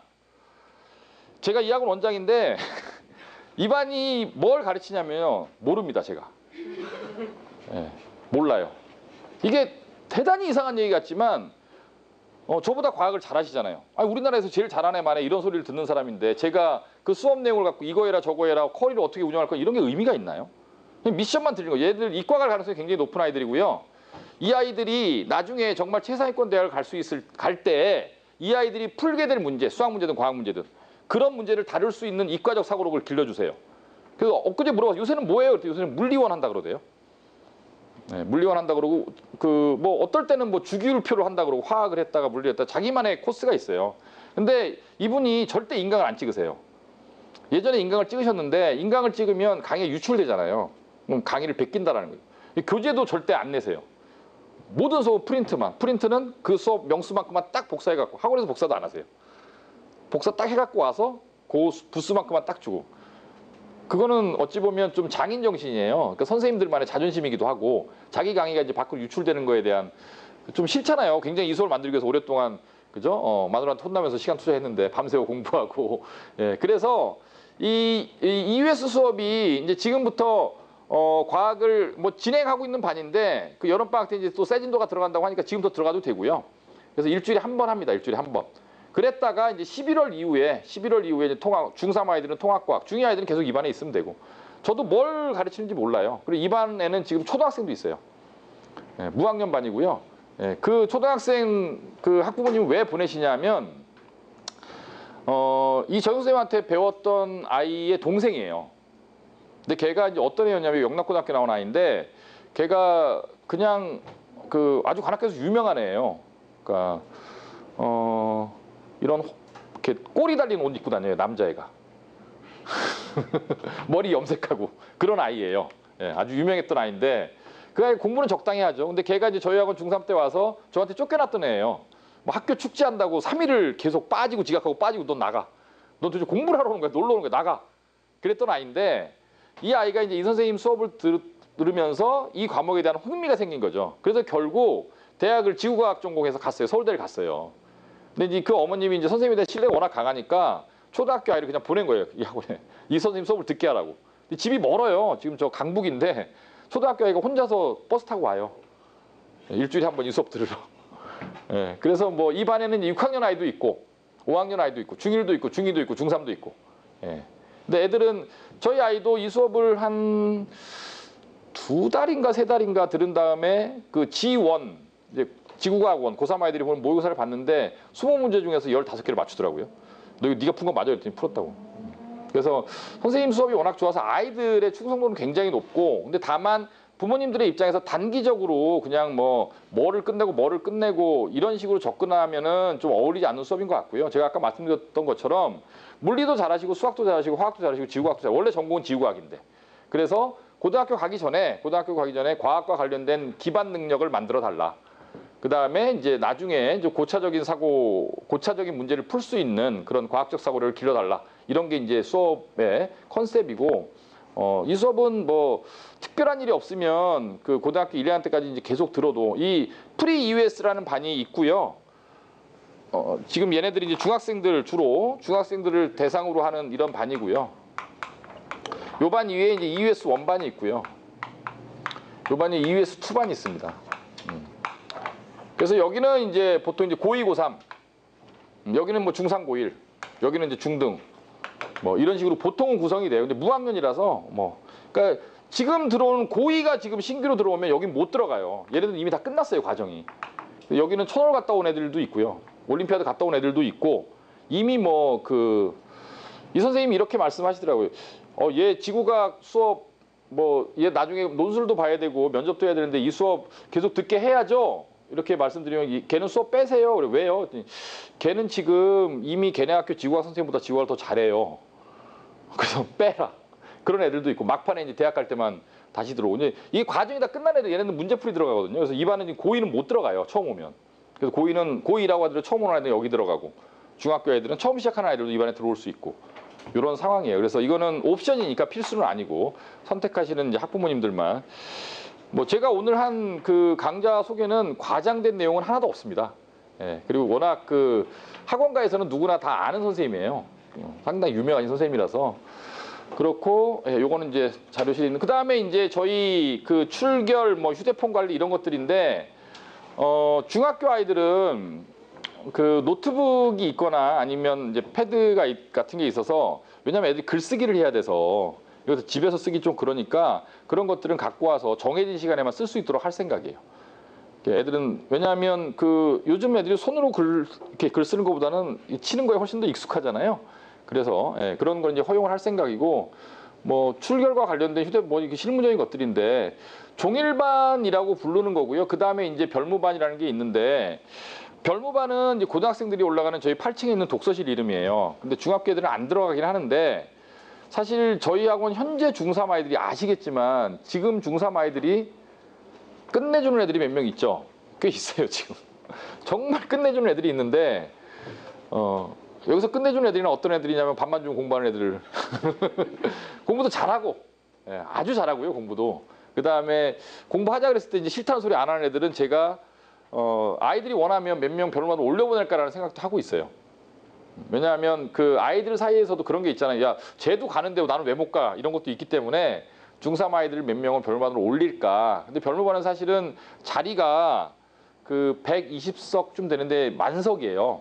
지금 살짝 비어 있죠. 지금 이제 교체기니까 여름방학 들어가기 전에. 근데 이제 여름방학 시작하면 또 꽉 차고 뭐 이런 곳이라서 그 별무반에서 이제 다 수용을 할 수 없기 때문에 이제 종일반 운영을 하는 거거든요. 근데 종일반은 아까 별무반은 11시 반까지 공부할 수 있는 곳이고, 네, 근데 이제 이 종일반은 10시까지 끝나는 곳이고, 중2 아이들은 6시까지 해서 끝날 거고요. 그래서 그 여기서는 뭐 학원 숙제만 하는 게 아니고요. 본인이 하고 싶은 공부를 아무거나 할 수 있고요. 학원에서 배운 것만 질문할 수 있는 것도 아니고 어떤 과목이든지 간에 무제한 질의응답을 다 받아줍니다. 뭐든지 물어보면 다 대답해주고, 그다음에 책 읽고 상담하고 이런 식으로. 예. 그리고 아이들 사이에 이제 그 관계도 이게 종일반 별반 같이 하는 애들은 좀 자기들만의 프라이드 같은 것도 많이 생겨요. 공부를 하다 보면 우리가 힘든 과정을 같이 이겨냈고 자기 미래를 위해서 같이 투자하고 있다는 것 때문에 학생들끼리 어떤 그 뭐라 그럴까요, 공동체 의식 이런 것도 생기고 많이 친해지고 그렇게 되거든요. 중3 그 부모님들, 중2 부모님들 중에서 한번 아이가 야, 내가 오늘 설명회 이런 걸 듣고 왔는데 한번 좀 힘들어 보이긴 하는데 너 한번 해볼래? 라고 해서 한 그럴까라는 정도의 반응만 나오면 한번 데리고 오시면 제가 상담을 해서 제가 아이들 설득을 잘해요. 그래서 한 달은 다니게 할 수 있어요. 근데 한 달 다닌다며 엄마 나 진명엄만 아니면 뭐든지 다 할게. 제발 거기 가라는 소리만 하지 말아줘. 예. 근데 사실 모르겠습니다. 제가 저도 이 근처에서 초중고를 다 나오고 대학을 서울대를 가서 모르겠어요. 고등학교 때 시절을 이렇게 생각을 해보면 최상위권 대학을 가겠다라는 건 엄마의 욕심만 갖고는 절대 안 되고요. 아이가 모티베이션이 돼야 되는데 모티베이션이 된 아이가 월화수목금토일을 다 공부하지 않고 그런 대학을 가는 일은 안 생겨요. 모티베이션이 안 되는 아이는 처음부터 안 되는 거고요. 어느 정도의 동기부여가 됐는데 아이가 월화수목금토일 뭐 매주 그렇게 할 수는 없겠죠. 그러나 내가 월화수목금토일을 다 공부하는 것이 그렇게 이상한 일은 아니다. 그럴 수도 있다. 이럴 정도의 생각을 하지 않는 아이가 그런 대학을 가는 일은 잘 안 생깁니다. 왜냐하면 그렇게 공부하는 아이들이 너무 많아요. 전국에. 정말 많습니다. 공부 열심히 하는 애들이. 그래서 학생들을 대상으로 이제 이런 식의 상담을 하고 그다음에 아이들한테 이제 공부를 왜 해야 되는지 어떻게 해야 되는지에 관해서 제가 이렇게 적절하게 동기부여를 해주거든요. 그러면은 처음에는 아이들이 한번 해보겠다고 다 와요. 그래서 결국 오늘 설명회 들으시고 저희 학원 컨셉은 이해하셨을 거니까 제일 중요한 건 이제 원서 쓰는 건데 원서를 쓰는 거는 항상 말씀드리지만 지금부터 시작하는 거예요. 고3 때 쓰는 게 아니라 지금부터. 그래서 원서를 구성하는 6가지를 어떻게 지금 짤 거냐, 그 다음에 각각의 전형에서 필요로 하는 전형 요소들을 어떻게 하나씩 만들어 갈 거냐, 그 다음에 아까 말씀드린 대로 너무 지나치게 선행 진도 중심, 그 다음에 교과목 중심에 접근을 하지 마시고 기반 능력을 만드는 게 가장 중요한 거다. 기반 능력을 만들기 위해서 아까 제가 말씀드렸던 과학 수업 이런 것도 듣게 하고 그 다음에 책 읽히고 글 쓰게 하고 세상 문제에 관심을 가지게 하고 이런 것들이 굉장히 중요하다. 이해 가셨죠? 무슨 얘기인지? 네. 그래서 그런 것들을 어머님들이 다 따로따로 이렇게 매니지먼트 하려면 굉장히 힘들어요. 해보신 분도 있을 거고 앞으로 해야겠다라고 마음 먹은 분도 계시겠지만 사실 그거를 어머님들이 하기란 정말 쉽지가 않습니다.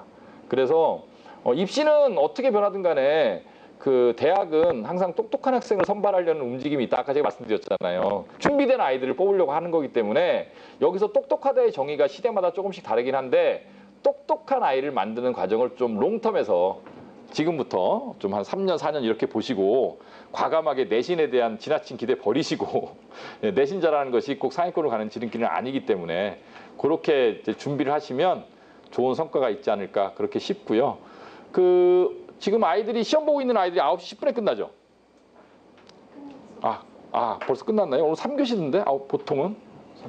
그래서 이제 끝나고 이제 내려가시면 시험 보고 있는 학생들을 같이 귀가하시고 오늘 시험 본 아이들은 제가 내일 정도에는 아마 전화를 다 드려서 반배정하고 그다음에 신규 학생 같은 경우에는 이제 상담 일정 잡고 그렇게 진행하도록 하겠습니다. 2시간 딱 했네요. 재밌으셨어요? 밥만 주면 공부한다는 얘기밖에 머릿속에 안 다음 설명회 때 또 뵙겠습니다. 감사합니다. 네.